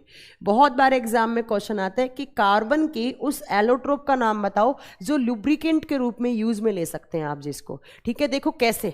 हाँ, कृत्रिम ग्रेफाइट बताएंगे, रुक तो जाओ सोनू यादव जी। देखो, हाँ, इसका स्ट्रक्चर ही बताएंगे। अरे तुम लोग आगे क्यों चलते हो, आगे मत चला करो, रुक जाओ रुक जाओ रुक जाओ, है ना। देखो, अच्छा ऊपर लिखूं, कोई बात नहीं, इधर लिख देती हूँ। देखो, ग्रेफाइट का यूज क्या होता है, तो ग्रेफाइट का यूज मैं यहां लिख रही हूं। एक तो पेंसिल बनाने में हो गया, दूसरा क्या है, लुब्रिकेंट बनाने में। अब लुब्रिकेंट्स क्या होते हैं, जिनको हिंदी में बोलते हैं स्नेहक। बड़ी बड़ी मशीनरी में या न्यूक्लियर पावर प्लांट में, न्यूक्लियर रिएक्टर में जो बड़ी बड़ी मशीन्स होती हैं, तो बड़ी बड़ी मशीन्स में जहां पर ऑयल और ग्रीस काम नहीं आता, जब सरफेस एरिया बढ़ाने के लिए आप ऑयल और ग्रीस का यूज करते हैं, तो ऑयल, तेल या ग्रीस काम नहीं आता, वहां पर क्या काम आता है, वहां पर एज ए लुब्रिकेंट आप किसको यूज करते हैं, ग्रेफाइट को यूज करते हैं। ठीक है, ग्रेफाइट को यूज करते हैं। चलो, एक तो हो गया लुब्रिकेंट। नेक्स्ट देखो ये कहाँ यूज होता है, इसका यूज होता है न्यूक्लियर रिएक्टर में। और ये आराम से सुनना, ये क्वेश्चन बहुत बार आता है। न्यूक्लियर रिएक्टर में, नाभिकीय यंत्र में यूज होता है ये। न्यूक्लियर को बोलते हैं हिंदी में नाभिकीय, रिएक्टर का मतलब होता है यंत्र, जहां पर न्यूक्लियर रिएक्शंस करवाई जाती है। न्यूक्लियर रिएक्शंस क्या आती है, रेडियो एक्टिविटी में आप पढ़ोगे। एक होता है न्यूक्लियर फिजन, एक होता है न्यूक्लियर फ्यूजन, है ना। तो ये कहाँ पर यूज होती है, न्यूक्लियर रिएक्टर में। आप इसको 2 तरीके से यूज कर सकते हो। एक तो एज ए मॉडरेटर यूज कर सकते हो, एज ए मॉडरेटर। मॉडरेटर का मतलब होता है मंदक। याद करो, मैंने लास्ट क्लास मैंने बताया था जो हैवी वाटर होता है वो भी एज ए मॉडरेटर यूज कर सकते हैं, है ना। रेट ऑफ रिएक्शन डिक्रीज करवाने के लिए हम एज ए मॉडरेटर, और दूसरा एज ए कंट्रोल रोड भी इसको यूज कर सकते हैं। As a control rod, Hindi में इसको बोलते हैं नियंत्रक छड़। कंट्रोल रोड जो बेरियम, कैडमियम और ग्रेफाइट की बनाई जाती हैं। जब न्यूक्लियर रिएक्टर में ज़्यादा न्यूट्रॉन्स निकलने लग जाते हैं, ज़्यादा एनर्जी बनने लग जाती है, तो उस एनर्जी को न्यूट्रॉन्स की फॉर्म में एब्जॉर्ब करवाया जाता है। किसकी रोड लगाकर, तो ग्रेफाइट की रोड लगाकर। ये तीनों क्वेश्चन आते हैं। एज ए लुब्रिकेंट वाला भी है, ऐसे ही क्वेश्चन आता है एज ए मॉडरेटर वाला भी, और एज ए कंट्रोल रोड वाला भी। कहाँ, न्यूक्लियर रिएक्टर में, न्यूक्लियर रिएक्शंस में काम आती है। हाँ, प्रमोद जी सही बोला है आपने। एटम बॉम्ब न्यूक्लियर फ्यूजन से होता है और हाइड्रोजन बॉम्ब न्यूक्लियर फिजन से बनता है। बताएंगे आगे से, पढ़ाएंगे, ठीक है। सीजीएल तक सिलेबस हो जाएगा, कोई चिंता क्यों कर रहे हो तुम लोग, बस ऐसे फालतू के कमेंट नहीं करोगे तो हो जाएगा सिलेबस, ठीक है। तो ये होगी ग्रेफाइट के बारे में कुछ बातें। अब सुनो एक बात और ग्रेफाइट के बारे में, ये क्वेश्चन भी बड़ा अच्छा क्वेश्चन है।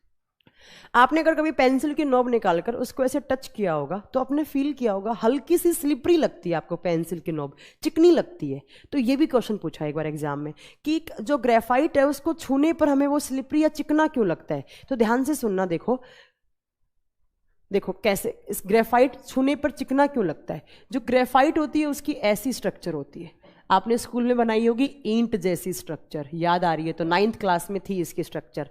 फिर अगेन आपने एक स्ट्रक्चर बनाई होगी ऐसी की ऐसी नीचे सेम, और इन दोनों स्ट्रक्चर के इन पॉइंट्स को ऐसे डॉट डॉट डॉट करके आपने कनेक्ट किया होगा। ऐसे ही आपने इधर किया होगा, इसको कनेक्ट किया होगा ऐसे, है ना? ऐसे बनाई थी ग्रेफाइट की स्ट्रक्चर। देखो होता क्या है बेसिकली, मैंने ये जो डॉट डॉट डॉट बनाए हैं ना, 2 लेयर्स, ये लेयर है, एक ये लेयर है ग्रेफाइट की, एक ये लेयर है ग्रेफाइट की, ठीक है? तो इन दोनों लेयर के बीच में ये जो बॉन्ड है वो कौन सा बॉन्ड बनता है? यहां पर वांडर वाल बॉन्ड बनता है, वांडर वाल बॉन्ड्स बनते हैं यहां पर। और याद करो लास्ट क्लास मैंने आपको बताया था केमिस्ट्री में, रसायन विज्ञान में सबसे वीक बॉन्ड कौन से होते हैं? सबसे वीक बॉन्ड कौन से होते हैं? कमजोर बॉन्ड कौन से होते हैं? वांडर वाल बॉन्ड। तो होता क्या है बेसिकली मैम, ग्रेफाइट की स्ट्रक्चर लेयर्स में होती है और 2 लेयर के बीच में क्या बनता है? तो 2 लेयर के बीच में वांडर वाल बॉन्ड बनता है। और आपने जैसे ही ग्रेफाइट को ऐसे छुआ मतलब ग्रेफाइट के ऊपर प्रेस लगाया आपने, ग्रेफाइट को दबाया, और जैसे ही आपने ग्रेफाइट को दबाया, दबाने से इन लेयर्स के बीच में वांडर वाल जो बॉन्ड है वो ब्रेक हो जाते हैं, वो टूट जाते हैं। और जब स्लाइड के बीच में बॉन्ड नहीं बचा तो इन स्लाइड की ओवरलैपिंग हो जाती है, एक दूसरे के ऊपर चिपकना स्टार्ट हो जाती हैं, और उसी चिपकने से आपको क्या हो जाता है? हल्का सा ग्रेफाइट कैसा फील होता है? स्लिपरी या चिकना फील होता है। और यही एग्जाम में क्वेश्चन आता है। एग्जाम में क्वेश्चन क्या आता है कि ग्रेफाइट किस बॉन्ड की, ग्रेफाइट के लेयर में कौन सा बॉन्ड होता है जिसकी प्रेजेंस में ग्रेफाइट हमें स्लिपरी या चिकना फील होता है? कौन सा बॉन्ड होता है? वांडर वाल बॉन्ड, वांडर वाल बॉन्ड पाया जाता है, ठीक है? हाँ, मॉडरेटर को एक्सप्लेन कर दूं। हाँ, परतीय संरचना, ये ग्रेफाइट की परत मतलब परत, लेयर संरचना होती है। मॉडरेटर का मतलब होता है न्यूक्लियर रिएक्टर में जब एकदम से रेट ऑफ रिएक्शन फास्ट हो गई तो वहां पर ग्रेफाइट की रोड लगा दी तो वो रेट ऑफ रिएक्शन क्या हो जाती है? डिक्रीज हो जाती है, डिक्रीज हो जाती है, ठीक है? तो याद रखना है ग्रेफाइट के लेयर्स के बीच में कौन सा बॉन्ड बनता है? वांडर वाल बॉन्ड बनता है। अब देखो नेक्स्ट पॉइंट, नेक्स्ट एक बार और एग्जाम में क्वेश्चन था। क्या क्वेश्चन था कि आप लैब में, लेबोरेटरी में, प्रयोगशाला में आर्टिफिशियल ग्रेफाइट कैसे बना सकते हैं? आर्टिफिशियल ग्रेफाइट कैसे बना सकते हैं? एक होता है नेचुरल, नेचुरल की इक्वालिटी होती है सारी। आर्टिफिशियल ग्रेफाइट का मतलब होता है ऐसा ग्रेफाइट जिसमें ऑलमोस्ट 90 to 95% वही क्वालिटीज हो जो किसके अंदर होती है? ग्रेफाइट के अंदर होती है, ठीक है? देखो गुड कंडक्टर क्यों होता है? क्योंकि सर इसके पास फ्री आयंस होते हैं, फ्री इलेक्ट्रॉन्स होते हैं, फ्री चार्ज होता है इसलिए, ठीक है? देखो आर्टिफिशियल ग्रेफाइट कैसे बनता है, या इसको हिंदी में बोलेंगे कृत्रिम ग्रेफाइट। कृत्रिम ग्रेफाइट कैसे बनाया जाता है? आपको क्या क्या चीज चाहिए आर्टिफिशियल ग्रेफाइट बनाने के लिए? 2 चीज चाहिए आपको। क्या क्या? ध्यान से सुनना। पहला आपको चाहिए कोक। अब मैम कोक क्या होता है? हमने तो पहली बार सुना। कोक वो पीने वाला नहीं है, थम्स अप कोका कोला नहीं होता है कोक। देखो क्या होता है यहाँ पर, कोक क्या होता है? कोक को कहा जाता है बुझा हुआ कोयला, बुझा हुआ कोयला। कोक क्या होता है? तो कोक होता है बुझा हुआ कोयला। मैंने आपको लास्ट क्लास में जब बेस करवा रही थी तो मैंने बताया होगा बुझा हुआ चूना क्या होता है, क्विक लाइम किसको बोलते हैं, किसको बताया था मैंने? बुझा हुआ चूना किसको बताया था? कैल्शियम हाइड्रोक्साइड, कैल्शियम हाइड्रोक्साइड को बताया था अगर आपको याद हो तो। जब कैल्शियम ऑक्साइड को पानी दोगे CaO+H2O क्या हो जाता है? कैल्शियम हाइड्रोक्साइड बन जाता है। बट अगर बुझा हुआ कोयला पूछे तो वो क्या होता है? कोक। ये कोक कैसे बनता है? जब आप नेचुरल कोयले को ऑक्सीजन की एब्सेंस में रखते हो तो कुछ दिनों के बाद इस कोयले से 3-4 चीजें बनना स्टार्ट हो जाती हैं। एक कोयला गैस, दूसरा अमोनिया, तीसरा यहाँ पर आपका कोक कोयला मिलता है, बुझा हुआ कोयला, ठीक है? बुझा हुआ कोयला कौन सा है? तो कोक। जब इस बुझे हुए कोयले को आप मिट्टी के साथ मिलाओगे, मिट्टी को केमिस्ट्री में कहते हैं सिलिका, सिलिका। और इसका फॉर्मूला क्या होता है? इसका फॉर्मूला होता है SiO2, जो सीमेंट बनाने में भी काम आ रही थी अगर आपको याद हो तो, ठीक है? तो कोक और सिलिका इन दोनों के मिक्सचर बनाओ, इन दोनों का मिक्सचर बनाकर और इसको 3300 डिग्री सेल्सियस टेम्परेचर पे रख दो।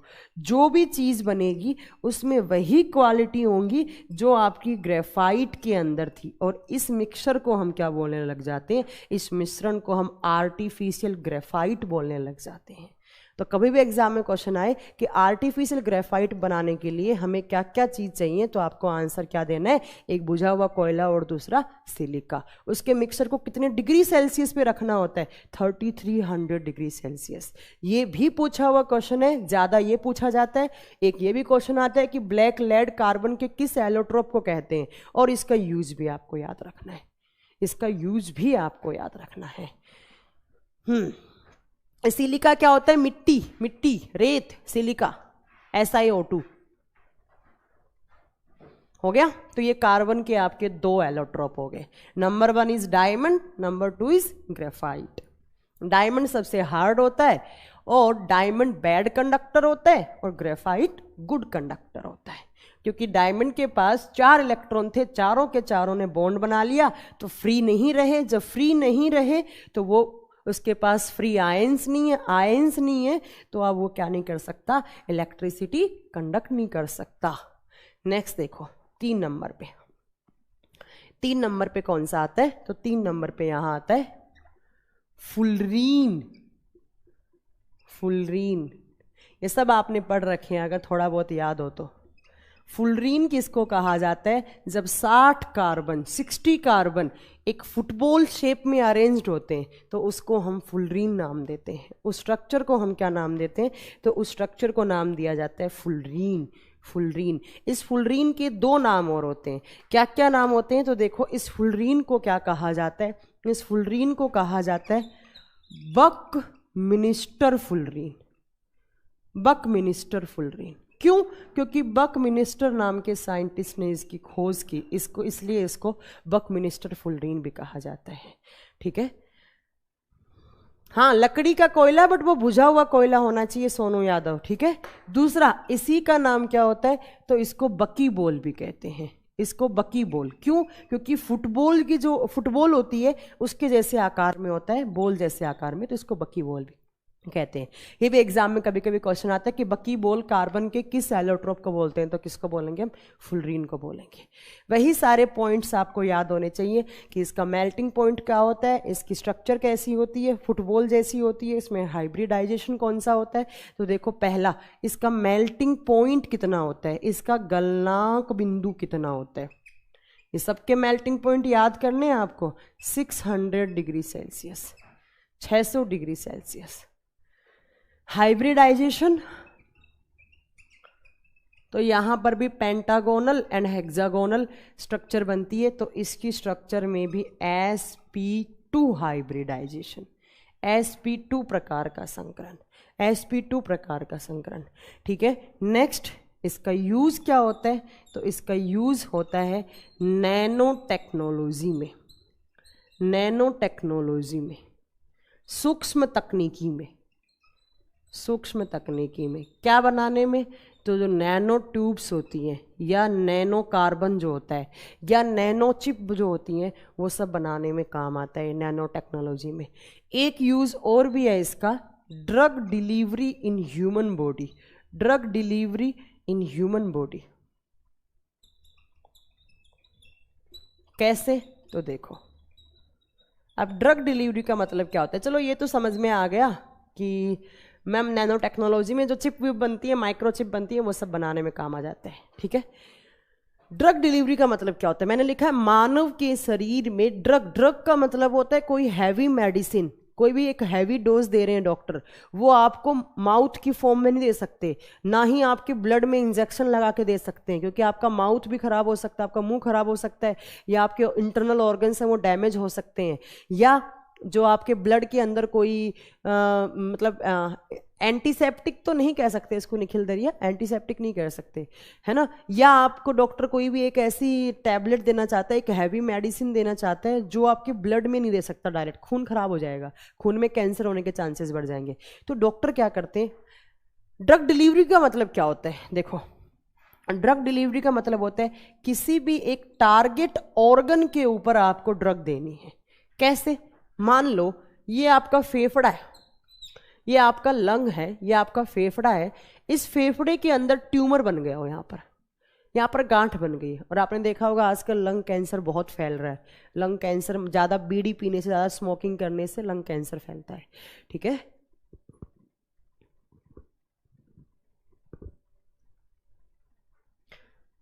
रोशन सिहाग जी थैंक यू सो मच। ठीक है, देखो मान लो इस फेफड़े के अंदर एक ट्यूमर बना हुआ है, एक गांठ बनी हुई है।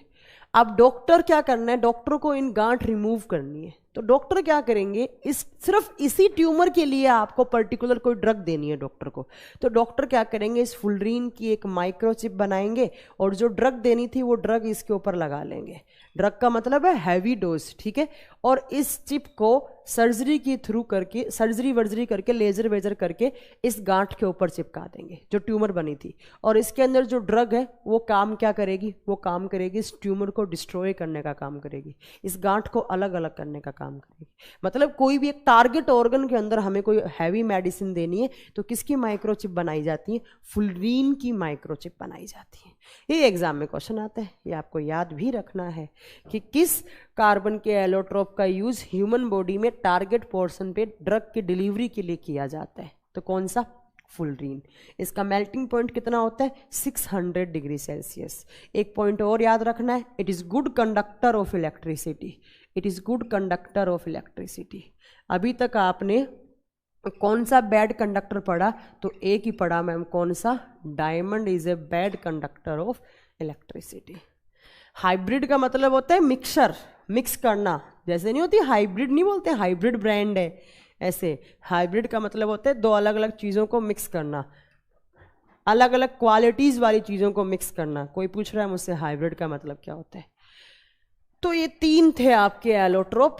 4 नंबर पे कौन सा आता है, 4 नंबर पे आता है ग्राफीन। इनके बारे में आपको ज़्यादा नहीं पढ़ना है, बस ये 4-5 बातें पढ़नी है जहाँ से क्वेश्चन बनते हैं। 4 नंबर वाले को बोलते हैं हम ग्राफीन।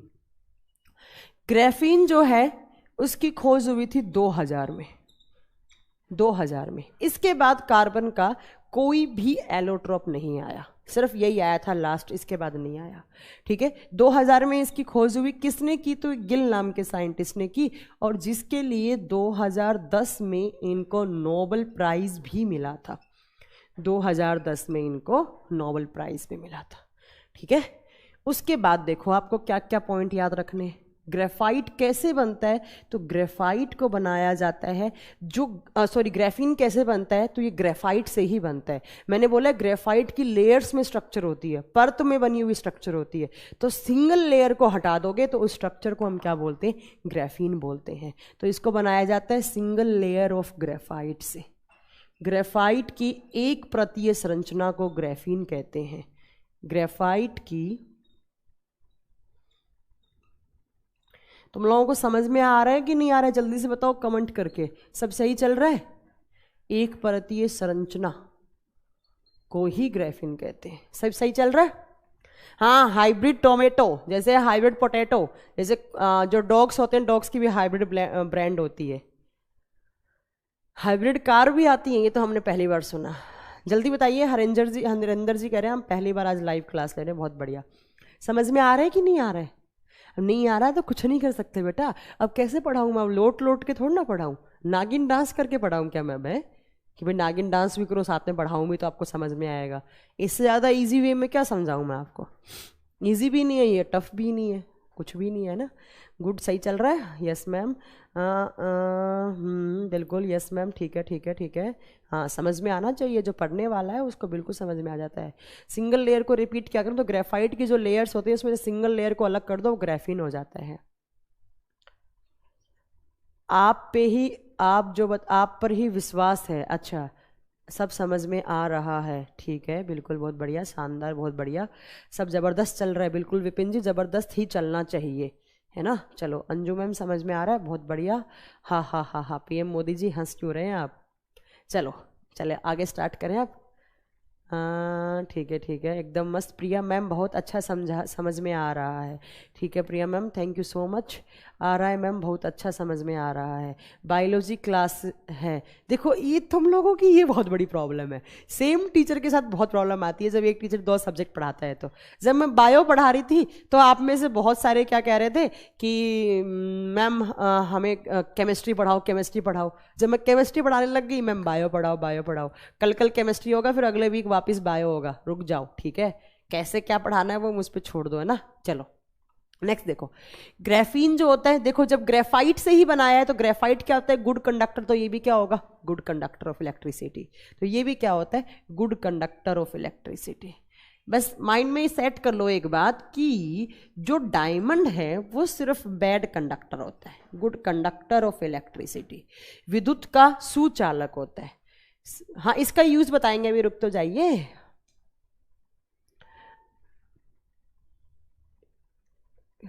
अरे नहीं मैम, लड़कियां हमेशा मैम होती हैं, लड़के पागल होते हैं मंजू मैम, मैम बोलना अच्छा लगता है हमें लड़कियों को, ये लड़के सर के लायक नहीं होते हैं।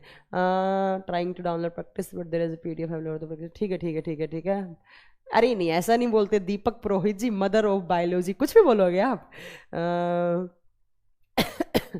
चलो देखो, तो ये विद्युत का सबसे अच्छा सुचालक होता है। उसके बाद इसका MP कितना होता है, इसका मेल्टिंग पॉइंट कितना होता है, तो इसका मेल्टिंग पॉइंट होता है almost 3000 degree Celsius, almost 3000 degree Celsius. Good conductor of electricity होता है। जब ग्रेफाइट की ही सिंगल लेयर को हटाकर आपने ग्रेफीन बना दिया तो ऑब्वियस ही बात है, जब ग्रेफाइट गुड कंडक्टर है तो आपका ग्रेफीन भी क्या होगा, गुड कंडक्टर है। ठीक है, अब ग्रेफाइट की स्ट्रक्चर में हाइब्रिडाइजेशन कौन सा था, sp2, तो यहां पर भी कौन सा हाइब्रिडाइजेशन है, तो मैम sp2 ही यहां होगा। यहां पर भी कौन सा संकरण, तो यहां पर भी sp2 टाइप का। क्लियर है। अब आओ इसके यूज पे। हाँ, इसका यूज ज्यादा पूछा जाता है। इसका काम क्या आता है, इसका ये काम आता है मोबाइल में जो आपकी टच स्क्रीन है उस स्क्रीन को बनाने में काम आता है, टच स्क्रीन बनाने में, मोबाइल टच स्क्रीन। दूसरी जो आप LED TV देखते हैं घरों में, जो टच वाले LED आते हैं ना, LCD LED, है ना। हाँ, फुलरीन भी गुड कंडक्टर होता है, बिल्कुल बिल्कुल मैम। ये हीट के, हाँ हीट भी कंडक्ट कर सकते हैं, बिल्कुल विष्णु जी सही बोला आपने, बिल्कुल बिल्कुल। हाँ हाँ, आपका नाम दिख रहा है मनीष कुशवाहा जी, या तो LED टच स्क्रीन या मोबाइल टच स्क्रीन बनाने में। आपने देखा होगा इसकी खोज 2000 में हुई, तो 2000 के बाद ही आए होंगे आपके टच स्क्रीन वाले मोबाइल फोन, 4 या 5 या 6 में आए थे 2000 में। ठीक है, नेक्स्ट देखो, एक यूज और, इसका यूज क्या होता है, ये काम आता है बुलेट प्रूफ जैकेट्स बनाने में, बुलेट प्रूफ जैकेट बनाने में। और ये क्वेश्चन बहुत बार आया है, बहुत ही बार आया है, लास्ट सीजीएल के पेपर का भी क्वेश्चन है कि बुलेट प्रूफ जैकेट बनाने में कार्बन का कौन सा एलोट्रोप काम में आता है, कौन सा, ग्रेफीन। बहुत सारी लेयर बना के ग्रेफीन की इतना स्ट्रॉन्ग स्ट्रक्चर बन जाती है, इतनी ज़्यादा लेयर्स आपस में चिपक के स्ट्रॉन्ग बन जाती हैं कि यहाँ पर जो बुलेट होती है वो पेनिट्रेट नहीं कर पाती है इस लेयर को। इसीलिए इसका यूज़ कहाँ आता है, बुलेट प्रूफ जैकेट बनाने में। ठीक है,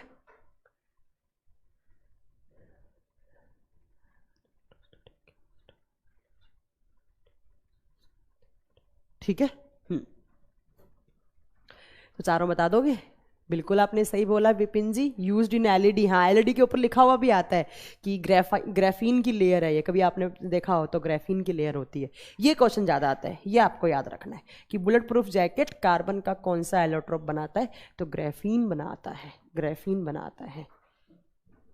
हाँ, वो भी काम आता है PM मोदी जी, बिल्कुल। पॉलीकार्बोनेट भी काम आता है, पॉलीकार्बोनेट भी काम आता है, सिलिकॉन भी काम आता है, और आपका ग्रेफीन की भी लेयर बनती है।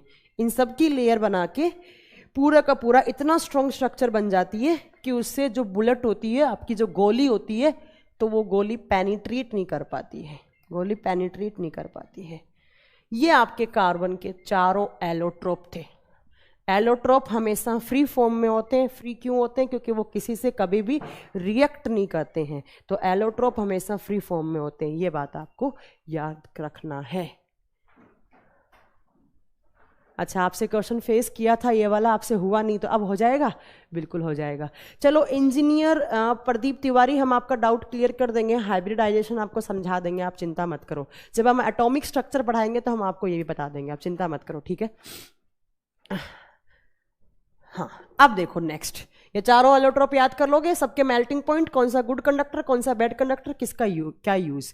अब आपको पढ़ना है कंबाइंड फॉर्म ऑफ कार्बन, और यहां से इतने सारे क्वेश्चंस बनते, सारे फैक्ट वाले क्वेश्चन करवाने वाली हूं मैं अभी आपको।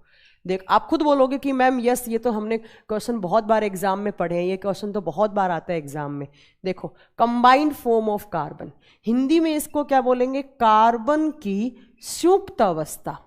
कंबाइंड का फॉर्म का मतलब क्या होता है, मतलब कि कार्बन किसी और एलिमेंट के साथ जुड़कर कौन कौन से कंपाउंड क्रिएट कर सकता है। ये तो एलोट्रोप था, है ना। अब कंबाइंड का मतलब क्या है, मतलब कार्बन को आपने किसी भी एलिमेंट के साथ जोड़ दिया तो कौन कौन सा कंपाउंड क्रिएट हो सकता है। जैसे मैंने बोला कि भाई आप लोग कार्बन को ऑक्सीजन के साथ जोड़ो, आप क्या बोलोगे, मैम कार्बन डाइऑक्साइड बन गया, कार्बन मोनोऑक्साइड बन गया। तो अब आपको कार्बन डाइऑक्साइड से जितने भी क्वेश्चन आते हैं वो सारे आपको पता होना चाहिए, कार्बन मोनोऑक्साइड से जितने भी क्वेश्चन बनते हैं सारे पता होना चाहिए।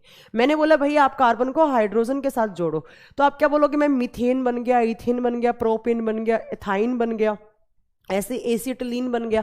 तो उन सारे क्वेश्चंस आपको याद होने चाहिए, उनसे जो क्वेश्चंस बनते हैं जितने भी आज तक बने हैं वो सारे आपको याद होना चाहिए, ठीक है। अब मैंने बोला कि आप कार्बन को OH ग्रुप के साथ जोड़ दो, आप क्या बोलोगे, मैम इथेनॉल बन गया, मीथेनॉल बन गया। उसके बाद मैंने बोला कि कार्बन को आप C double bond O group के साथ जोड़ दो, डबल बॉन्ड O को बोलते हैं कीटोन ग्रुप, आप बोलोगे मैम एसीटोन बन गया है, ठीक है। ये सब कुछ आपको सारे के सारे ग्रुप पढ़ने हैं, ठीक है। ध्यान से सुनना समझना तो समझ में आएंगी चीजें। सबसे पहला मैंने 1 नंबर में लिख दिया कि आप कार्बन को जोड़ दो विद ऑक्सीजन, मैंने यहां लिख दिया विद ऑक्सीजन, विद O2, चलो O2 लिख देती हूँ सीधा, आपको समझ में आ जाएगा, हिंदी में हो जाएगा ऑक्सीजन के साथ। अब मुझे आज बताओ अखिल श्रीवास्तव जी, मेरी फर्स्ट क्लास और मुझे बहुत अच्छा समझ में आ रहा है, तो अखिल जी ध्यान से पढ़ेंगे तो समझ में आएगा आपको, है ना। हाँ हाँ आपका नाम दिख रहा है बिल्कुल। देखिए विद ऑक्सीजन, ऑक्सीजन के साथ जब मैं कार्बन को जोड़ूंगी तो क्या बनना चाहिए, मैम कार्बन डाइऑक्साइड बनना चाहिए। जब मैं कार्बन को ऑक्सीजन के साथ जोड़ रही हूं कार्बन डाइऑक्साइड बन गया, और कार्बन डाइऑक्साइड क्या होती है, एक गैस होती है। अब जितने भी एग्जाम में आज तक कार्बन डाइऑक्साइड से जितने भी फैक्ट बनते हैं, जितने भी पॉइंट बनते हैं, वो सारे आपको याद होने चाहिए, यही एग्जाम में आते हैं। अब क्या क्या, तो देखो ये देखो क्या क्या। सबसे पहला CO2 के बारे में पता होना चाहिए आपको कि मैंने बताया भी है, आग कौन सी गैस लगाती है, ऑक्सीजन। आग बुझाती कौन सी गैस है, कार्बन डाइऑक्साइड। कैसे बुझाती है, ऑक्सीजन की पावर कट करके बुझाती है। तो सबसे पहला इसका यूज कहां हो गया, तो मैम ये फायर एक्सटिंग्विशर में यूज आती है।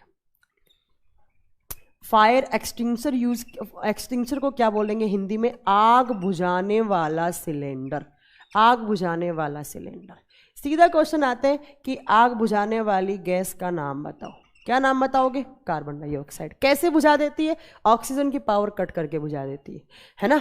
नेक्स्ट दूसरा देखो, दूसरा ये कार्बन डाइऑक्साइड यूज होती है फोटोसिंथेसिस में। फोटोसिंथेसिस क्या होता है, प्रकाश संश्लेषण की अभिक्रिया।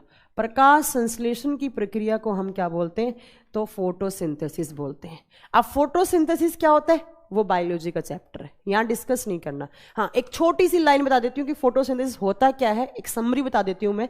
पेड़ पौधे कार्बन डाइऑक्साइड प्लस पानी, पानी कहाँ से लेते हैं, जड़ों, जड़ें क्या करती हैं, मिट्टी से इसको एब्जॉर्ब कर लेती हैं, है ना। और ये दोनों को यूज में लेकर सनलाइट, प्रकाश, और क्लोरोफिल जो ग्रीन कलर के पिगमेंट होते हैं, इन दोनों की प्रेजेंस में अपना खाना बोले तो ग्लूकोज प्लस ऑक्सीजन प्लस पानी रिलीज करते हैं।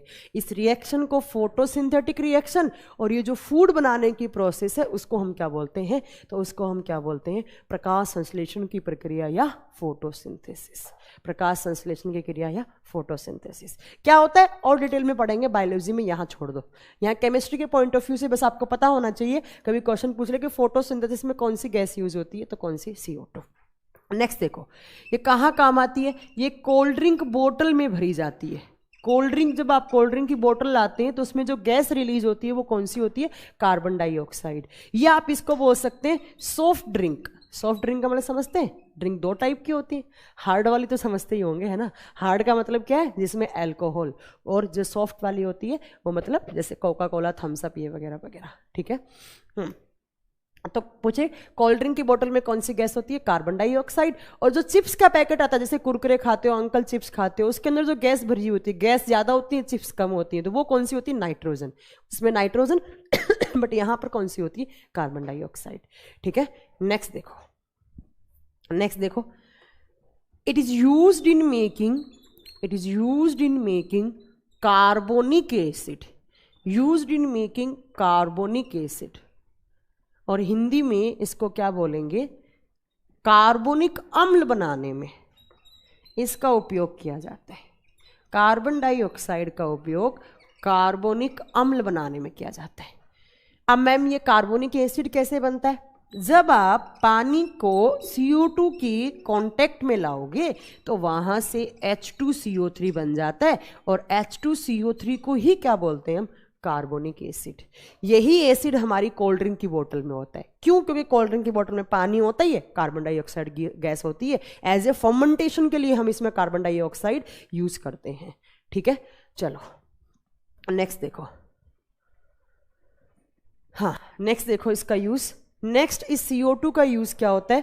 तो इस CO2 को आपने घरों में सोडा यूज करते हैं हम हमारे खाद्य सामग्री को फुलाने के लिए। तो सोडे से, बेकिंग सोडे से to make carbon dioxide gas release होती है, टू मेक फ्लफी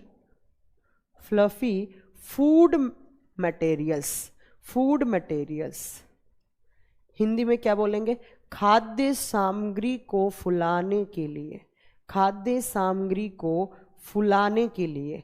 जैसे आप भटूरे में डालते हो, पूड़ी में डालते हो, जैसे आप केक में डालते हो, कौन सा सोडा डालोगे? NaHCO3। सब बता चुकी हूँ। यहाँ से कौन सी गैस? CO2 गैस निकलेगी, और वो क्या बनाएगी? तो फूड मटेरियल्स को फुलाने का काम कर देगी। ठीक है, नेक्स्ट देखो, इसके बारे में आपको क्या पॉइंट पता होना चाहिए? It is a greenhouse gas. It is a main greenhouse gas. लिखो, it is a main greenhouse gas. Hindi में इसको बोलेंगे हरित गृह प्रभाव गैस है। अब मुझे बताइए कि हरित गृह प्रभाव क्या होता है? ग्रीन हाउस इफेक्ट क्या होता है? जल्दी बताओ। निखिल दैया, NaHCO3 सही बताया आपने, बिल्कुल। जल्दी बताओ, ग्रीन हाउस इफेक्ट क्या होता है? जल्दी बताइए, ग्रीन हाउस इफेक्ट क्या होता है? मैं वेट कर रही हूं, 1 मिनट का टाइम है आपके पास, जल्दी से बताओ ग्रीन हाउस इफेक्ट किसको कहा जाता है?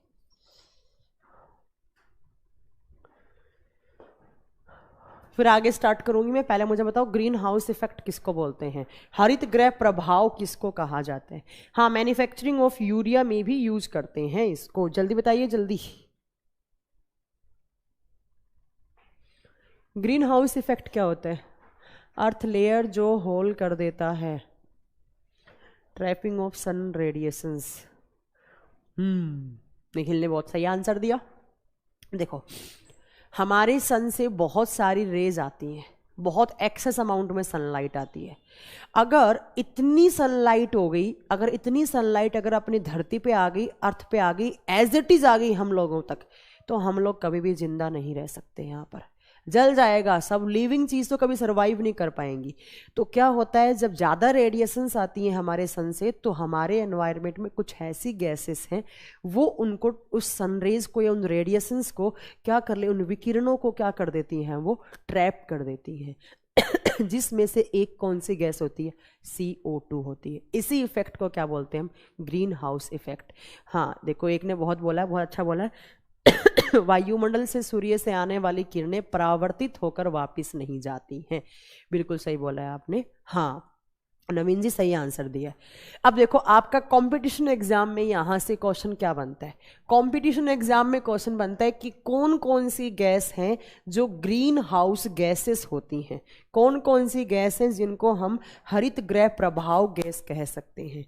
तो मैं साइड में लिख रही हूं कौन कौन सी गैस होती हैं जिनको हम, हाँ, ग्लोबल वार्मिंग को की मदद करने के लिए। हाँ अभिषेक जी सही बोल रहे हैं, सही बोल रहे हैं, ठीक है। देखो कौन कौन सी गैस को हम ग्रीन हाउस गैस कहते हैं। बहुत बार 4 ऑप्शन देगा आपसे एग्जाम में और आपसे पूछेगा कि कौन इसमें से कौन सी गैस है जो ग्रीन हाउस इफेक्ट में काम आती है। देखो कौन कौन सी है।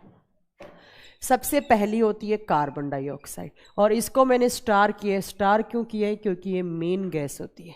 देखो मैंने यहाँ पर भी लिखा था main gas for green house effect. दूसरा यहाँ पर क्या होता है? सल्फर डाइऑक्साइड SO2, जो एसिड रेन भी करती है ना, याद है ना? हाँ अभी बताऊंगी प्रवीण जी, यार तुम लोग ज़्यादा आगे मत चला करो।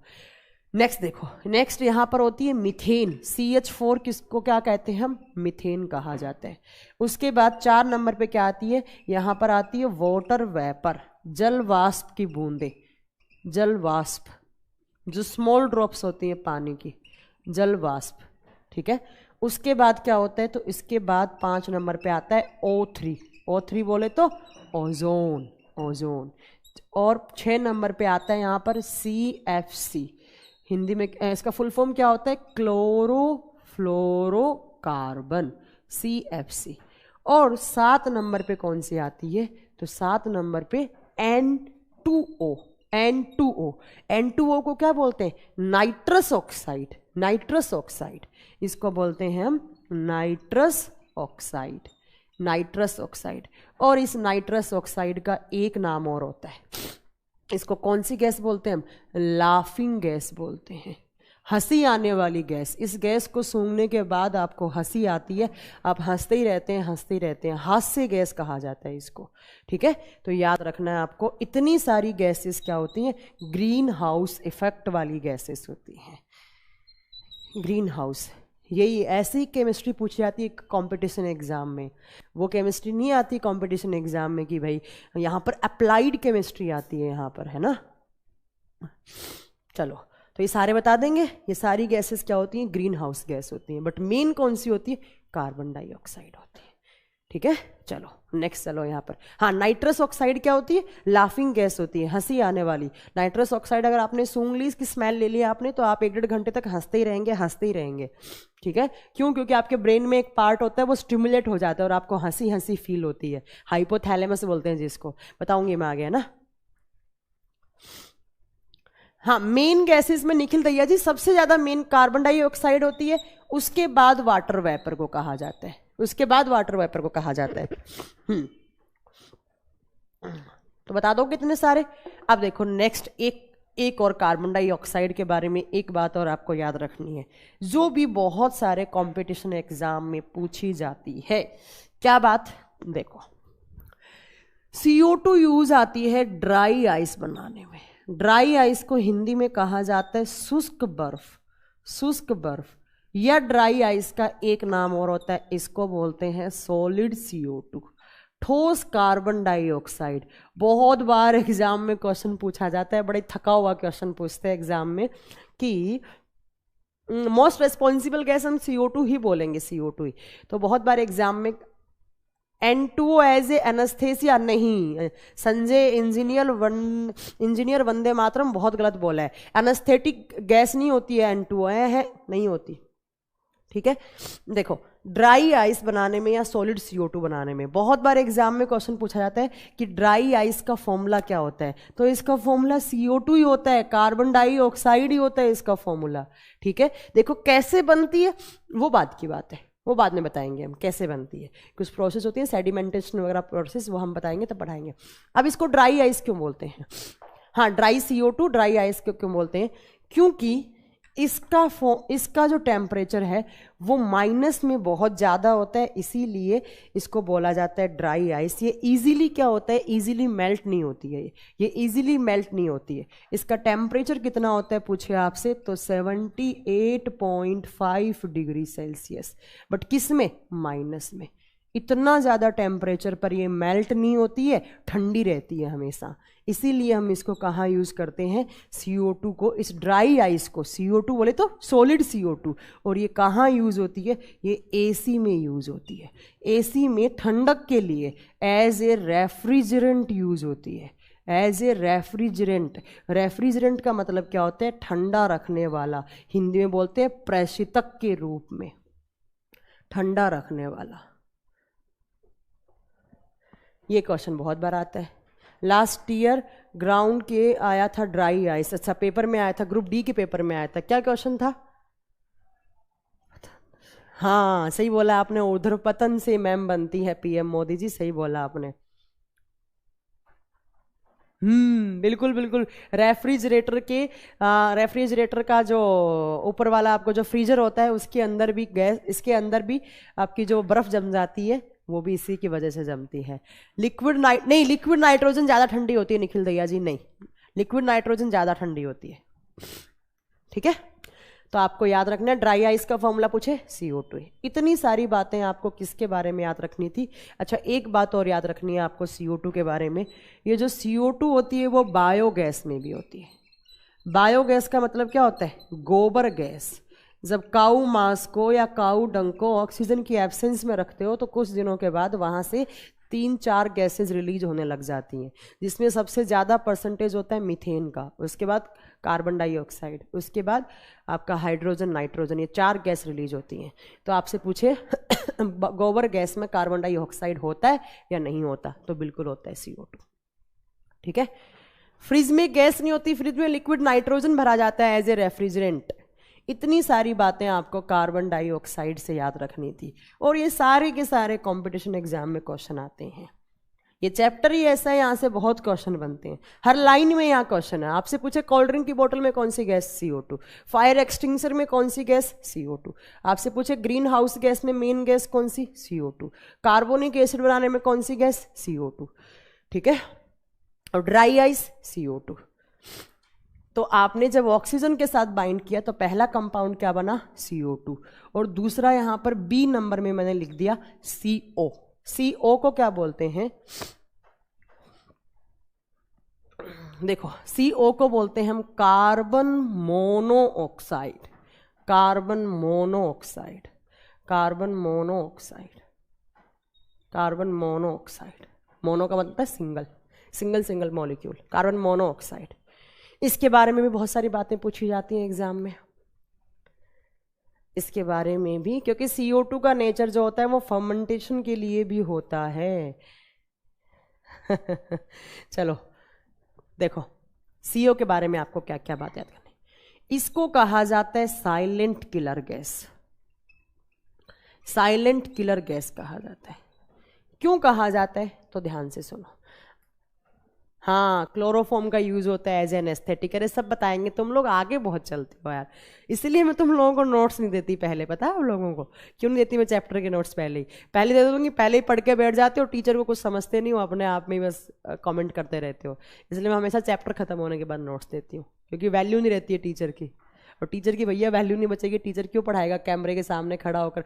तुम लोगों को मैं एक बात बताऊँ, पता है ऑफलाइन 5 घंटे पढ़ाना, ऑनलाइन 1 घंटे पढ़ाना बराबर होता है। क्यों? क्योंकि ऑनलाइन में भैया बच्चे सामने होते नहीं है, कैमरे को देखकर बोलना होता है, इंसान पक जाता है, बहुत मेंटली एकदम आपको बहुत स्ट्रांग होना पड़ता है ऑनलाइन पढ़ाने के लिए। मैनेजमेंट बोल रहा है 15 दिन में कोर्स खत्म हो जाएगा। अरे सनी तुम क्यों टेंशन लेते हो, रुक तो जाओ। देखो, इसको साइलेंट किलर गैस बोलते हैं। क्यों बोलते हैं? क्योंकि it is most soluble gas, it is most soluble gas in human blood, in human blood, in human blood। Hindi में इसको क्या बोलेंगे? यह मानव के रक्त में, रक्त बोले तो खून में, रक्त में सबसे ज्यादा घुलनशील गैस है। घुलनशील का मतलब क्या होता है? डिजोल्व होने वाली घुलनशील गैस है। ऑक्सीजन से भी ज्यादा ये घुलती है हमारे ब्लड के अंदर। ठीक है, देखो देखो कैसे। जब आप कार्बन मोनोऑक्साइड है, आपने सुना है ना, बंद कमरे में अंगीठी या हीटर जलाकर नहीं सोना चाहिए। क्यों? क्योंकि वहां पर कार्बन डाइऑक्साइड निकलने लग जाती है। जो अंगीठी का स्मोक होता है, जो धुआं होता है, उससे कौन सी गैस? कार्बन मोनोऑक्साइड रिलीज होने लग जाती है। ठीक है, अब देखो क्या होता है।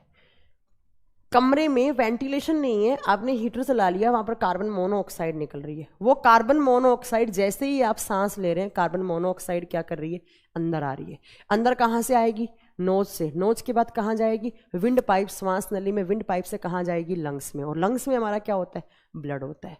ठीक है, जैसे ही हमारे फेफड़ों के अंदर आई तो ब्लड में क्या होता है, अब तो तुम लोग बहुत इंटेलिजेंट हो गए, पढ़ाया है मैंने। ब्लड में क्या होता है, Hb फॉर हीमोग्लोबिन। और ये कार्बन मोनोऑक्साइड किसके साथ बॉन्ड बना लेगा, हेमोग्लोबिन के साथ बॉन्ड बना लेगा। क्यों, क्योंकि मैंने यहाँ पर एक पॉइंट लिखा है, it is most soluble gas in blood. ये भी एग्जाम में क्वेश्चन आता है। ठीक है, तो जैसे ही कार्बन मोनोऑक्साइड हेमोग्लोबिन के साथ जुड़ेगा तो इसको क्या बोलेंगे हम, HbCO। इसका नाम होता है carboxy mono haemoglobin, carboxy mono haemoglobin. अब ये HbCO हेमोग्लोबिन का काम क्या होता है, हमारे ऑर्गन्स के पास, हमारे कोशिकाओं के पास कौन सी गैस लेकर जाना, ऑक्सीजन। और ऑक्सीजन क्या करता है, अभी तक तो याद होना चाहिए था, किसका ब्रेकडाउन, ग्लूकोज का। क्या बनती है, एनर्जी और कार्बन डाइऑक्साइड।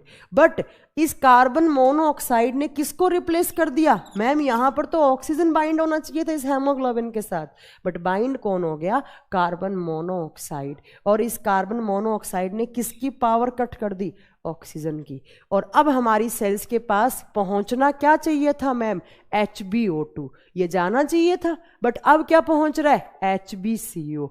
और HbCO पहुंच रहा है, इसका मतलब किसका ब्रेकडाउन नहीं हुआ, ग्लूकोज का।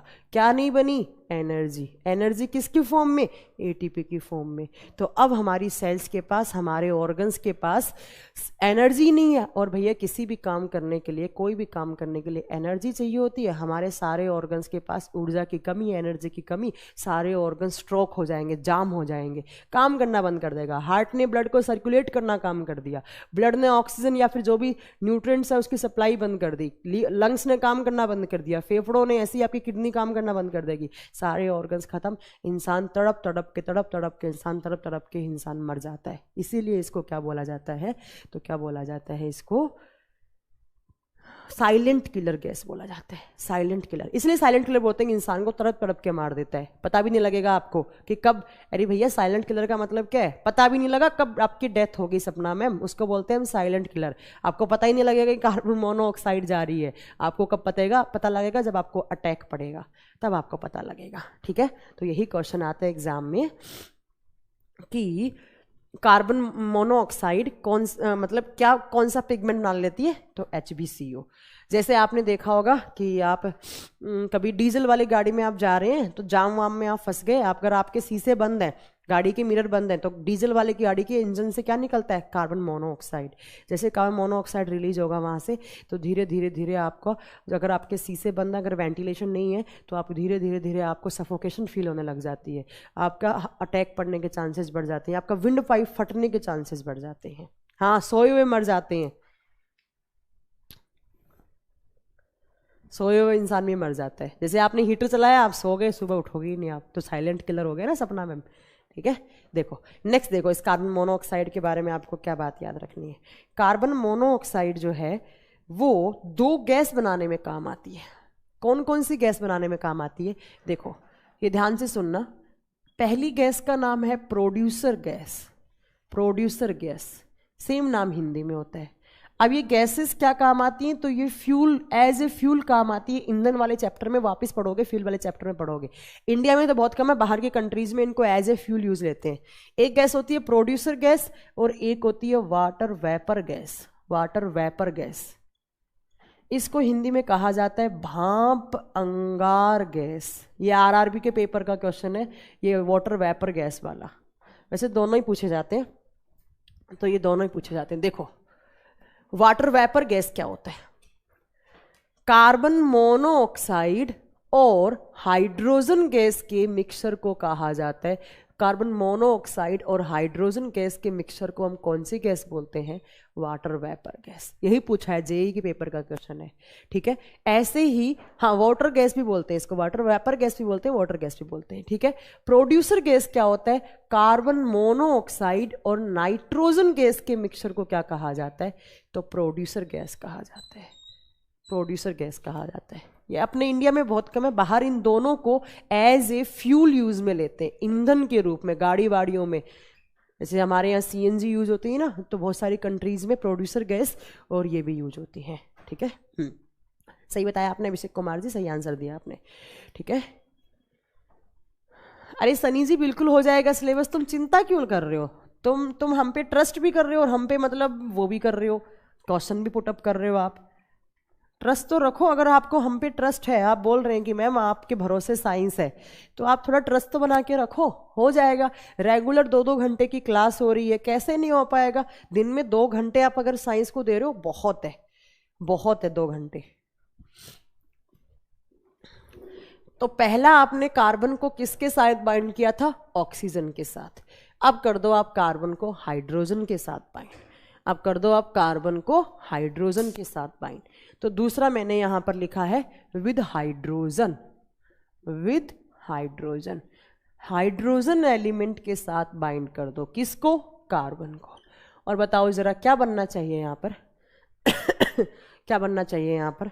यहां पर बनेगा मैम मीथेन, CH4। जब कार्बन को 4 हाइड्रोजन के साथ जोड़ोगे तो यहां पर भी कोवेलेंट बॉन्ड बनता है मीथेन में भी, ठीक है, क्योंकि इसकी वैलेंसी भी कितनी होगी? 4 होगी।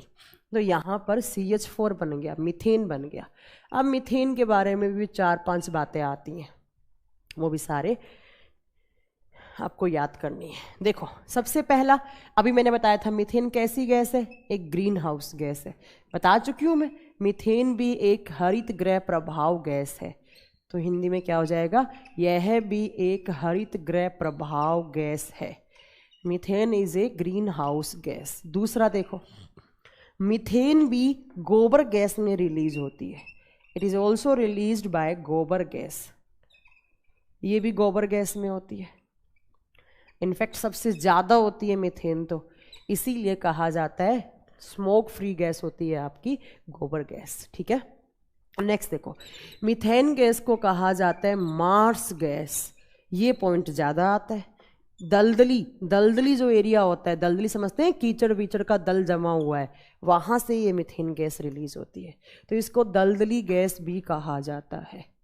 नेक्स्ट देखो, ये methane gas as a fuel भी काम आती है, मीथेन एज ए फ्यूल भी काम आती है। ठीक है, कौन कौन सा फ्यूल बनाने में काम आती है? अच्छा मुझे जल्दी से एक क्वेश्चन का आंसर दो, मैं आप लोगों से पूछ रही हूँ, बहुत बार एग्जाम में क्वेश्चन आता भी है। CNG LPG दोनों में मीथेन किसके पास होता है? CNG और LPG, LPG होता है लिक्विफाइड पेट्रोलियम गैस, ठीक है, और CNG क्या होता है? Compressed natural gas. सबसे अच्छा फ्यूल है CNG, क्योंकि उसका ऑक्टेन नंबर या कैलोरीफिक वैल्यू ज़्यादा होती है। अच्छा मार्स गैस नहीं पता था आपको, जल्दी बताओ कि CNG में मीथेन होता है या LPG में मीथेन होता है? जल्दी से क्वेश्चन दो, जल्दी से इसका आंसर दो। मैं यहाँ पर इतने में बाकी एक और पॉइंट लिख रही हूँ। बहुत बार एग्जाम में क्वेश्चन आता है कि CNG में होता है या LPG में होता है। इसको एज ए फ्यूल यूज करते हैं CNG, सॉरी मैंने बोल भी दिया बोल भी दिया मैंने। देखो कौन कौन सी गैस में होता है? पेट्रोल गैस, पेट्रोल से बनने वाली। दूसरी कोल गैस, कोयला गैस में भी होती है मीथेन गैस। और तीसरा, कुछ कुछ बच्चों ने सही आंसर दिया है, कुछ कुछ बच्चों ने रॉन्ग आंसर दिया है, ये होती है कंप्रेस्ड नेचुरल गैस में, CNG में।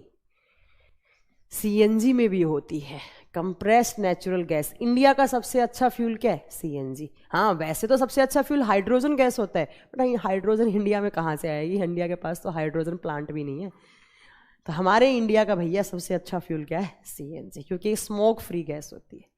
इतनी बातें आपको मीथेन के बारे में याद रखनी थी। इसको मार्स गैस बोलते हैं और इसको गोबर गैस भी। गोबर गैस में ज़्यादा पूछा जाता है कि कौन सी गैस का क्वांटिटी ज़्यादा होता है, तो किसका? मीथेन का। CNG बनाने के लिए मेन कंपोनेंट क्या होता है? मीथेन। ये भी क्वेश्चन आता है बहुत बार। मेन कंपोनेंट मतलब मेन गैस कौन सी होती है CNG में? तो कौन सा? CNG में मीथेन होती है। हाँ अभिषेक कुमार सही बताया आपने। ठीक है, तो जब आपने हाइड्रोजन के साथ बाइंड किया तो पहला कौन सा कंपाउंड क्रिएट किया? यहाँ पर CNG वाला कंपाउंड बना, जिसमें आपने कुछ कुछ बातें पढ़ी। सॉरी, मीथेन वाला कंपाउंड बना जिसमें आपने कुछ कुछ बातें पढ़ी यहाँ पर। हाँ 90% मीथेन होता है। पीएम मोदी जी ने सही आंसर दिया। मोदी जी आप सही आंसर दे रहे हैं, इस बार आप इलेक्शन जीतेंगे, है ना। मोदी जी की गवर्नमेंट आनी चाहिए। चलो नेक्स्ट देखो, दूसरा कंपाउंड यहां पर क्या बनेगा। दूसरा यहां पर बनेगा मैम एथाइलिन।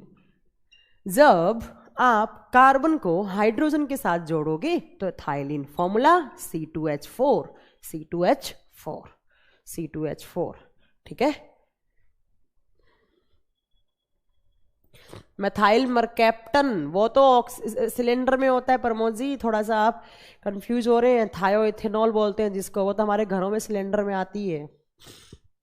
हाँ 90%, सीएनजी में 90% मिथेन होता है। चलो देखो एथाइलिन क्या होता है। एथाइलिन एक प्लांट हार्मोन होता है। ये क्वेश्चन इतना जबरदस्त क्वेश्चन है कि हर एग्जाम में आता है। यह एक पादप हार्मोन है। देखो प्लांट में एक ही हार्मोन है जो गैस की फॉर्म में होता है, जो गैस की फॉर्म में होता है, कौन सा?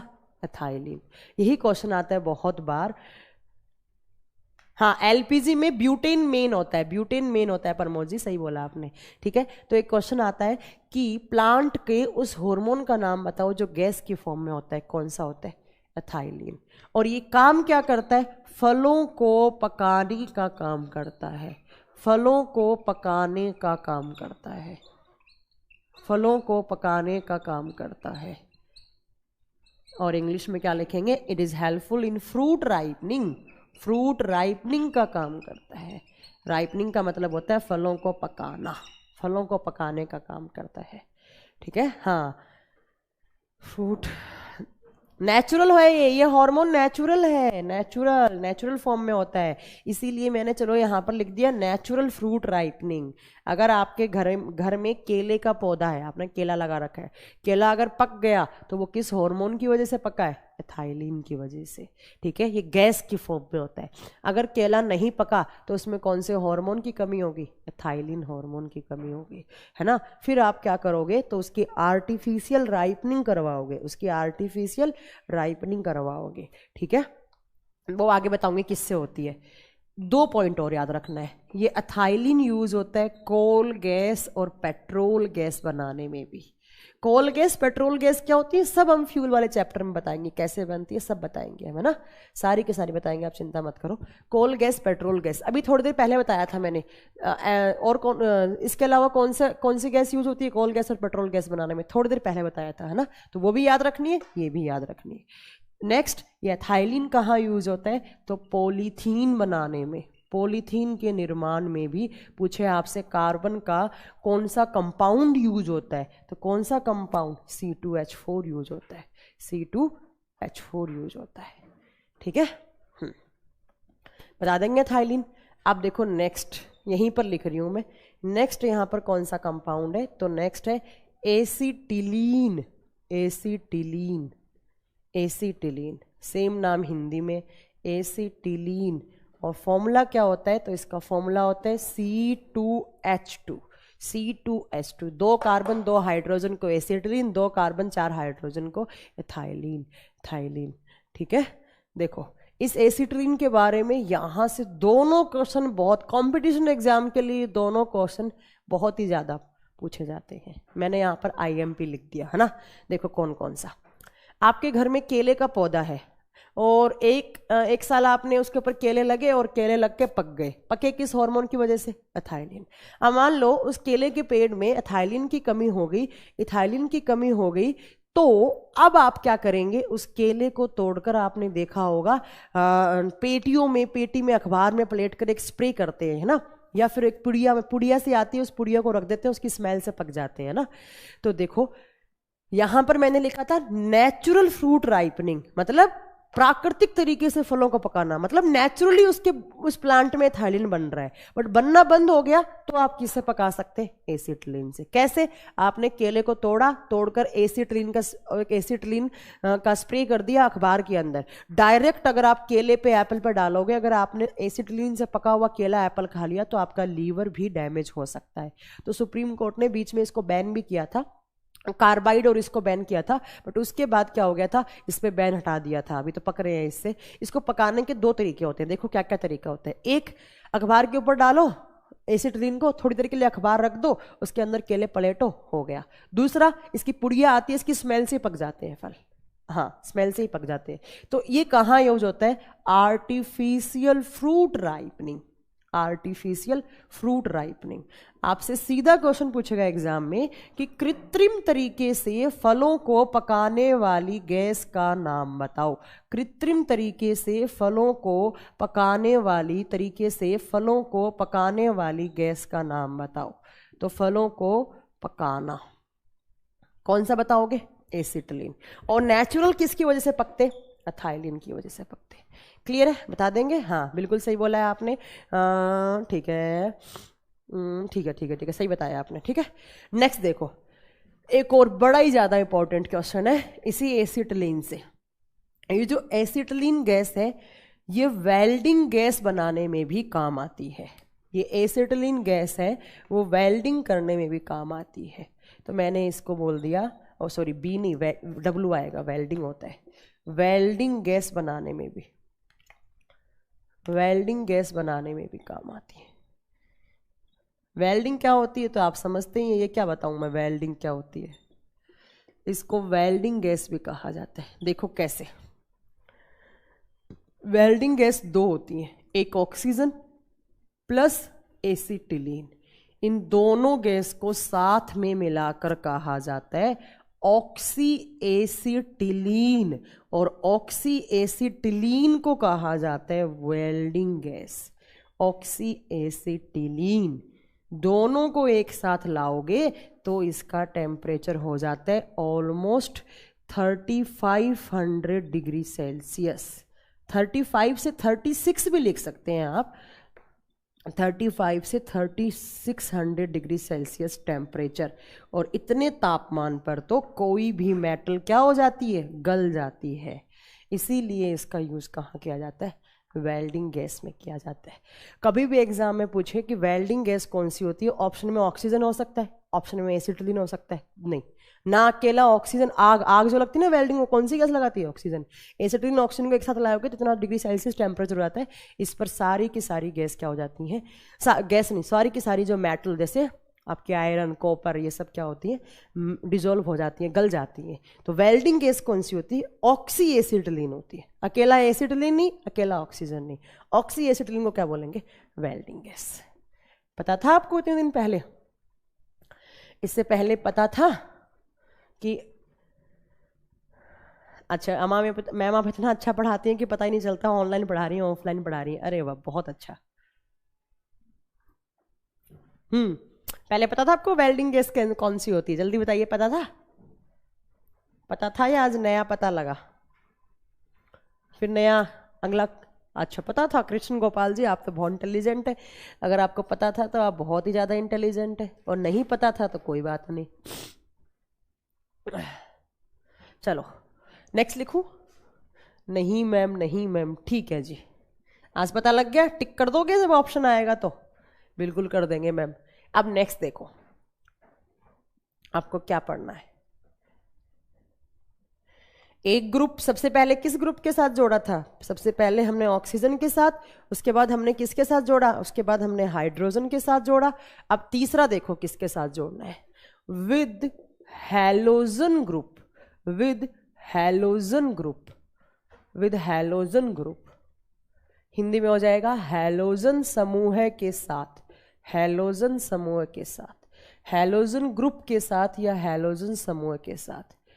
अब पहले तो मैम पता होना चाहिए हमें हैलोजन ग्रुप किसको बोलते हैं, हैलोजन ग्रुप किसको बोलते हैं। ठीक है देखो हैलोजन ग्रुप किसको बोलते हैं। पीरियोडिक टेबल में या आवर्त सारणी में जो 17 नंबर वाला ग्रुप होता है उसके जितने भी एलिमेंट होते हैं उन सबको हम क्या बोलते हैं, हैलोजन एलिमेंट, और उस ग्रुप को क्या बोलते हैं हम, हैलोजन ग्रुप बोलते हैं। ये भी बहुत सारे एग्जाम में आता है कि पीरियोडिक टेबल में किस ग्रुप को हैलोजन ग्रुप बोलते हैं? अरे ग्रुप 18 नहीं होता है, ग्रुप 18 तो वो होता है वैलेंसी 0 हो जाती है, ग्रुप 18 में आते हैं। तो प्रियंका जी, प्रियंका मैम आप बहुत कंफ्यूज हो रही है, 18 में तो नोबल गैसेस आती हैं, ये नहीं आता है। ठीक है, देखो अब हैलोजन एलिमेंट कौन कौन से होते हैं। देखो हैलोजन एलिमेंट किसको बोलते हैं या हैलोजन ग्रुप किसको बोलते हैं? वो एलिमेंट जो नमक बनाए, जो लवण बनाए, उन सबको हम क्या बोलते हैं? हैलोजन एलिमेंट बोलते हैं। और उनको साथ में मिलाकर कौन सा ग्रुप? Halogen group. ठीक है, कौन कौन से? तो देखो कृष्ण जी आप गलत बता रहे हैं, वो तो helium, neon, argon, krypton, xenon, radon, वो तो नोबल गैसेस होती हैं। प्रमोद जी ने सही आंसर दिया। प्रमोद जी 5वां एलिमेंट और बताओ। देखो इसमें कौन कौन से एलिमेंट आते हैं? फ्लोरीन, फ्लोरीन का symbol F, chlorine, bromine, iodine and AT। अब बताओ जी AT क्या होता है? AT क्या होता है? AT किसका सिंबल होता है ये बताओ तो मैं मानूं। गूगल कोई नहीं करेगा। F किसका सिंबल? फ्लोरीन। Cl किसका? क्लोरीन। Br किसका? ब्रोमीन। I for iodine. ये पांचों एलिमेंट नमक बनाते हैं, ये पांचों एलिमेंट नमक बनाते हैं, इसीलिए हम इनको बोलते हैं हैलोजन ग्रुप। जो सोल्ट बनाए, लिख देती हूँ आगे, सोल्ट आप याद रखना, जो नमक बनाए उसी ग्रुप के एलिमेंट को बोलते हैं हम हैलोजन एलिमेंट। जल्दी बताओ यहां पर AT किसका सिंबल लिखा है मैंने? ये किसका सिंबल है AT? नहीं बता पाओगे? एंटीमोनी का सिंबल एंटीमोनी का सिंबल SB होता है। और एंटीमोनी इज ए सेमीकंडक्टर, अर्धचालक। नहीं, गलत बताया। शुभम कुमार ने भी गलत बताया, नवीन शर्मा ने भी गलत बताया, और AZZ ने भी गलत बताया, और उमेश कुमार जी ने भी गलत बताया। एंटीमोनी का सिंबल SB होता है, जैसे टिन का SN होता है वैसे। हाँ, प्रिया मैम ने सही बताया एस्टेटिन। प्रमोद जी ने सही बनाया एस्टेटिन। AT की फुल फॉर्म होती है एस्टेटिन। ये भी एग्जाम में पूछा हुआ क्वेश्चन है, एस्टेटिन। एंटीमोनी का SB होता है। एंटीमोनी कोई सोल्ट नहीं बनाता है, एंटीमोनी जो सेमीकंडक्टर अर्धचालक होता है, एस्टेटिन। ठीक है, तो इन सब के साथ जोड़ दो अब कार्बन को, क्या बनना चाहिए? ठीक है, इन सब के साथ जोड़ो। फ्लोर सबसे पहले मैंने F के साथ जोड़ दिया, जब मैं F के साथ जोड़ूंगी तो यहां पर बनेगा CFC। CFC देखो, कार्बन कार्बन F फ्लोरीन। ठीक है, कार्बन कार्बन F फ्लोरीन। देखो अब आपको CFC के बारे में कुछ बातें पता होनी चाहिए।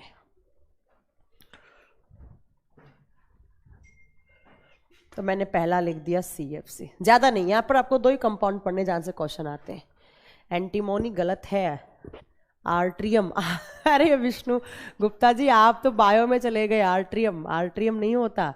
आर्ट्रियम तो क्या होता है? आर्ट्रियम तो आपके हार्ट का चैम्बर होता है, हार्ट का चैम्बर आर्ट्रियम होता है। तुम कहां से कहां पहुंच गए? गलत बता रहे हैं आप। ठीक है, चलो देखो CFC क्या होता है। CFC की फुल फॉर्म होती है क्लोरोफ्लोरोकार्बन। Chlorofluorocarbon, CFC। इस CFC को कहा जाता था, अब नहीं, इस CFC को कहा जाता था AC गैस। पहले हमारी AC में भरी जाती थी, या इसका दूसरा नाम होता था, इसको कहा जाता था Freon gas. Freon gas, Freon gas. ठीक है, अब नहीं, ये पहले यूज होती थी AC में as a refrigerant, as a refrigerant. और रेफ्रिजरेंट का मतलब क्या होता है? प्रशीतक की रूप में यूज होती थी, ठंडक रखने के लिए AC में। बट फिर इसको हमारी गवर्नमेंट ने, हमारी सुप्रीम कोर्ट ने इसको क्या कर दिया? इसको बैन कर दिया, इसको बैन कर दिया। क्यों किया इसको बैन? इस CFC को बैन किया क्योंकि CFC क्या कर रहा था? ओजोन लेयर डेप्लीशन कर रहा था, ओजोन लेयर को हार्म पहुंचा रहा था। ओजोन लेयर O3 लेयर, तो क्या होती है O3 लेयर? O3 लेयर का काम होता है मैम, जो हमारी UV रेज आती हैं, UV रेज, अल्ट्रावायलेट रेज, पैरा बैंगनी किरणें, जो हमारी सन से जो UV रेजेस आती हैं, उन UV रेज को O3 लेयर अर्थ तक नहीं पहुंचने देती है, धरती तक पैराबैंगनी किरणों को आने से रोकता है। अगर ये यूवी रेज आ जाएंगी मैम तो स्किन कैंसर बढ़ने के चांसेस हो जाएंगे। तो ये ओजोन लेयर क्या करती है, यूवी रेज को धरती पर आने से रोक देती है। ठीक है, तो ये क्या कर रहा था, सीएफसी ओजोन लेयर को डेप्लीशन कर रहा था, उसको क्षय पहुंचा रहा था, उसको हानि पहुंचा रहा था, उसमें होल होने का कारण था, ये उसमें छेद होने का कारण हो रहा था सीएफसी। इसको तो क्या कर दिया गवर्नमेंट ने इसको बैन कर दिया। ठीक है, ओजोन लेयर एनवायरनमेंट की कौन सी लेयर में होती है, ज्योग्राफी में पढ़ा होगा ना, कौन से में होती है, समताप मंडल स्ट्रेटोस्फेयर में होती है। ठीक है, अब आपसे क्वेश्चन क्या आता है कि इस सीएफसी की जगह, इसको तो बैन कर दिया, अब आप क्या क्या अदर रेफ्रिजरेंट इसकी जगह आप एसी में या फ्रिज में क्या क्या यूज कर सकते हो, अदर रेफ्रिजरेंट क्या क्या यूज कर सकते हो, मतलब अन्य प्रशीतक इस सीएफसी को बैन करने के बाद क्या क्या यूज हो रहा है। एक तो अभी बताया मैंने क्या यूज हो रहा है, ड्राई आइस या शुष्क बर्फ। दूसरा यहां से यूज होता है लिक्विड नाइट्रोजन, द्रवित नाइट्रोजन, लिक्विड नाइट्रोजन, फ्रिज में तो ज्यादा यही यूज होती है। उसके बाद आप यूज कर सकते हैं लिक्विड अमोनिया भी यूज होता है, द्रवित अमोनिया। और 4 नंबर पे HFC की फुल फॉर्म होती है हाइड्रोफ्लोरोकार्बन। ये क्लोरोफ्लोरोकार्बन है, ये होता है हाइड्रोफ्लोरोकार्बन, HFC। सबसे अच्छा HFC होता है, सबसे अच्छा HFC। अब कभी भी एग्जाम में क्वेश्चन पूछे कि सीएफसी को बैन करना, देखो इसको फ्रीओन बोलते थे पहले, अब आपसे पूछे कि एज ए फ्रीओन गैस की तरह अब क्या यूज हो रहा है, तो ये 4 चीजें यूज हो रही है। बता दोगे सारे के सारे आप बता देना कि क्या क्या यूज होता है। अब ये सारी चीजें यूज होती हैं।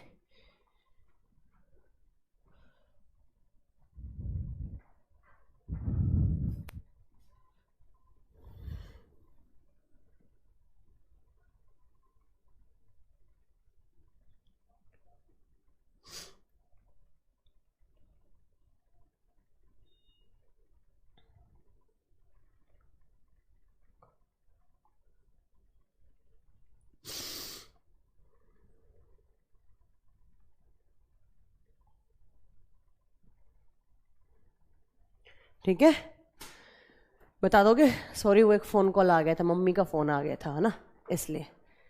लिक्विड नाइट्रोजन कैसे, लिक्विड नाइट्रोजन का भी टेम्परेचर -60 से लेकर -80 डिग्री सेल्सियस होता है, इसलिए मनीष राय जी उसका भी यूज कर सकते हैं। रेफ्रिजरेटर में इसी नाइट्रोजन के कंपाउंड आते हैं, सुनेंगे R11, R14, R19, वो लिक्विड नाइट्रोजन के कंपाउंड होते हैं।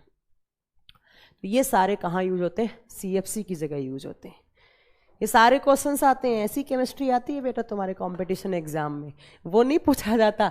टीचर पढ़ाता रहता है एटॉमिक स्ट्रक्चर, ये मॉडल, ये थॉमसन का मॉडल, ये आपका इसका क्या कहते हैं डोल्टन का मॉडल, उससे कोई क्वेश्चन ही नहीं आता है, कोई क्वेश्चन नहीं आता, कोई पूछता ही नहीं है, उठाकर देखना कभी।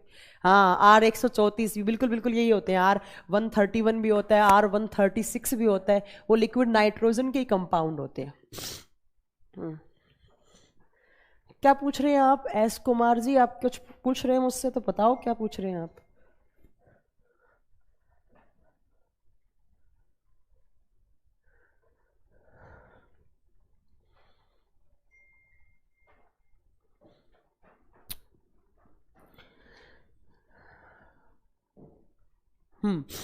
देखो, तो हैलोजन ग्रुप के साथ एक यूज किया हमने, कौन सा, एफ फ्लोरीन, तो क्या बना हमें, तो हाँ एटॉमिक नंबर से भी आता है, बिल्कुल आता है, सौरभ प्रजापति आता है। तो एक क्या बना यहाँ पर, CFC। दूसरा हैलोजन ग्रुप एक होता है क्लोरीन, अभी बताया मैंने क्लोरीन। तो जब आप कार्बन को क्लोरीन के साथ जोड़ोगे तो यहाँ पर दूसरा कंपाउंड बनेगा क्लोरोफॉर्म।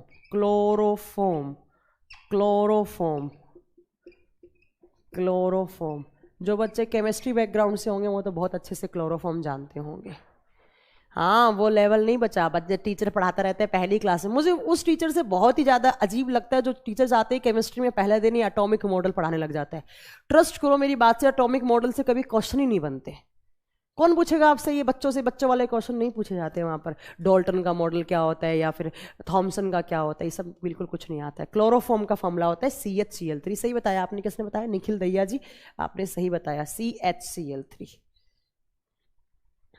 टेट्राफॉर्म में होता है यहाँ पे भी। ठीक है, CHCl3। अब क्लोरोफॉर्म का यूज क्या होता है? बेहोश करने के लिए, एज ए एनेस्थेटिक यूज होता है। क्लोरोफॉर्म का यूज होता है बेहोश करने में, बेहोशी के लिए।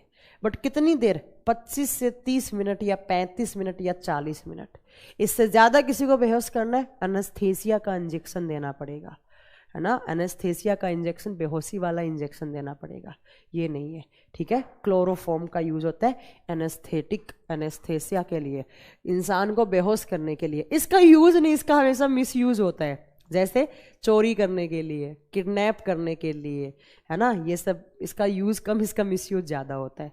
ठीक है, देखो एक इतना अच्छा क्वेश्चन है। अगर किसी बच्चे के पास केमिस्ट्री थी तो 12th क्लास में आपका जो वाइवा में आपसे एक आपके एग्जामिनर ने क्वेश्चन पूछागा आपसे कि क्लोरोफॉर्म की बोतल को हमेशा डार्क ब्राउन कलर की बोतल में और कपड़े से बांधकर लैब में क्यों रखा जाता है? कपड़े से बांधकर और लैब में और डार्क ब्राउन कलर की बोतल में क्यों रखा जाता है? कभी भी आप क्लोरोफॉर्म को खुला छोड़ोगे, छोड़ नहीं सकते उसको, और हमेशा बोतल भरी हुई होनी चाहिए, स्पेस नहीं होना चाहिए। ये क्वेश्चन बहुत अच्छा क्वेश्चन है कि हम लैब में क्लोरोफॉर्म को डार्क ब्राउन कलर की बोतल में और कपड़े से बांधकर क्यों रखते हैं? तो देखो क्यों रखते हैं। अगर आपने अंधेरे में रखा जाता है इसको, अगर आपने क्लोरोफॉर्म को आपने कपड़े से नहीं बांध के रखा उस बोतल को, अगर वो खुली हुई बोतल हुई, बाहर से एयर आएगी, एयर में ऑक्सीजन होता है, ऑक्सीजन एंटर कर जाएगा। और अगर आपने इसको सनलाइट दे दिया, सनलाइट दे दिया, तो क्लोरोफॉर्म सनलाइट की प्रेजेंस में और ऑक्सीजन की प्रेजेंस में ऑक्सीजन से रिएक्ट करके एक बहुत हार्मफुल गैस बना लेती है। कौन सी हार्मफुल गैस? तो यहाँ से बनता है COCl2 प्लस हाइड्रोक्लोरिक एसिड, और इस COCl2 को कहा जाता है फोस्जीन गैस।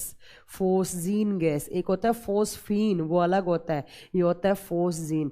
और ये फोस्जीन गैस इतनी ज़्यादा टॉक्सिक होती है, 3 मिनट में इंसान की डेथ कर देती है, मार देती है इंसान को 3 मिनट में।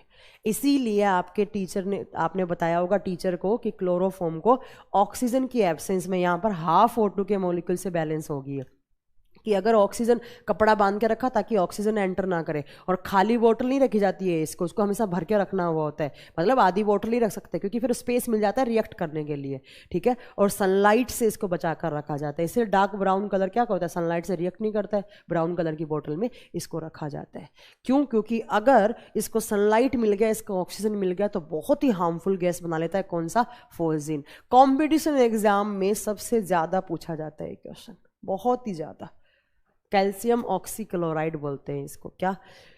तो COCl2 फोस्जीन गैस बन जाती है, बहुत हार्मफुल। एक फोस्फीन होता है, वो अलग होता है, वो यहाँ नहीं होता, PS3 वो अलग होता है। ठीक है, आपने कभी सुना है कि ना एक चोर चोरी करने गया था किसी के घर में, और उन घर के लोगों को क्लोरोफॉर्म सुंघाई, और क्लोरोफॉर्म सुंघाने से 2-3 इंसान मर गए वहां पर, कि वहां पर 3-4 लोग मर गए। एक बात याद रखना, क्लोरोफॉर्म सुंघाने से इंसान मरता नहीं है, सिर्फ बेहोश होता है। कितनी देर? 20, 25, 30 मिनट में। हुआ क्या इन बिटवीन? हुआ क्या होगा? चोर ने अपना हैंकी डाला होगा। कैसे सुंघाते हैं? हैंकी पे या अखबार पे डाल के सुंघाते हैं इसको। तो चोर ने हैंकी या कपड़ा यूज किया, उस कपड़े के ऊपर उसने बेहोश करने के लिए क्या डाला? उसने क्लोरोफॉर्म डाला, और क्लोरोफॉर्म डालते ही जैसे हैंकी के ऊपर डाला उसने, क्या मिल गया उसको? ऑक्सीजन। क्या मिल गया उसको? सनलाइट। रिएक्ट करके अब क्या बन चुका होगा? फोस्जीन। तो उस चोर ने उस घर वाले इंसान को, उस घर के मालिक को क्लोरोफॉर्म नहीं सुंघाया था, उसने क्या सुंघा दिया जाने अनजाने में? कौन सा? फोस्जीन। तो अब वो मरे, वो अब वो इंसान कभी भी बेहोश नहीं होगा, वो मर जाएगा, वो उठेगा ही नहीं, है ना। तो बेचारा चोर चोरी करने गया था, और उसने खून भी कर दिया किसी का जाने अनजाने में, उसे पता नहीं होता है ना, इसलिए। अरे पढ़ लूंगी आपका कमेंट एस कुमार जी, बिल्कुल पढ़ लूंगी, ठीक है। ये वाला क्वेश्चन याद रखना, फोर्जिन बना लेता है।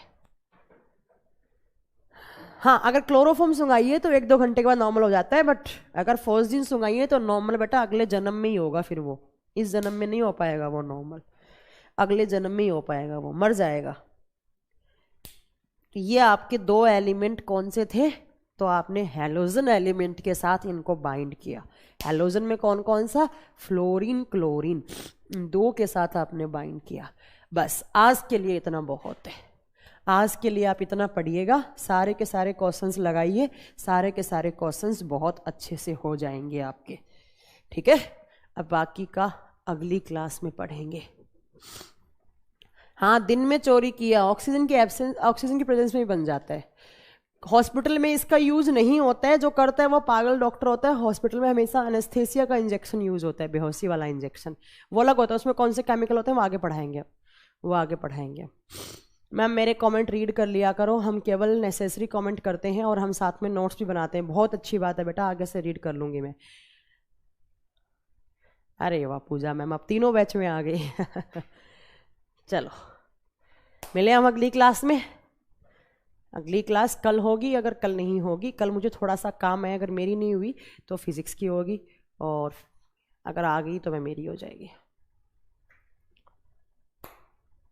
चलो, अरे यार ये मत पूछा करो कि कोर्स कब तक कंप्लीट होगा। अगर एक टीचर चाहे ना तो 5 दिन में भी कोर्स कंप्लीट कर सकता है, अगर एक टीचर चाहे तो 1 महीने में भी कोर्स नहीं होगा कंप्लीट। तुम लोग यार ये मत पूछा करो ना।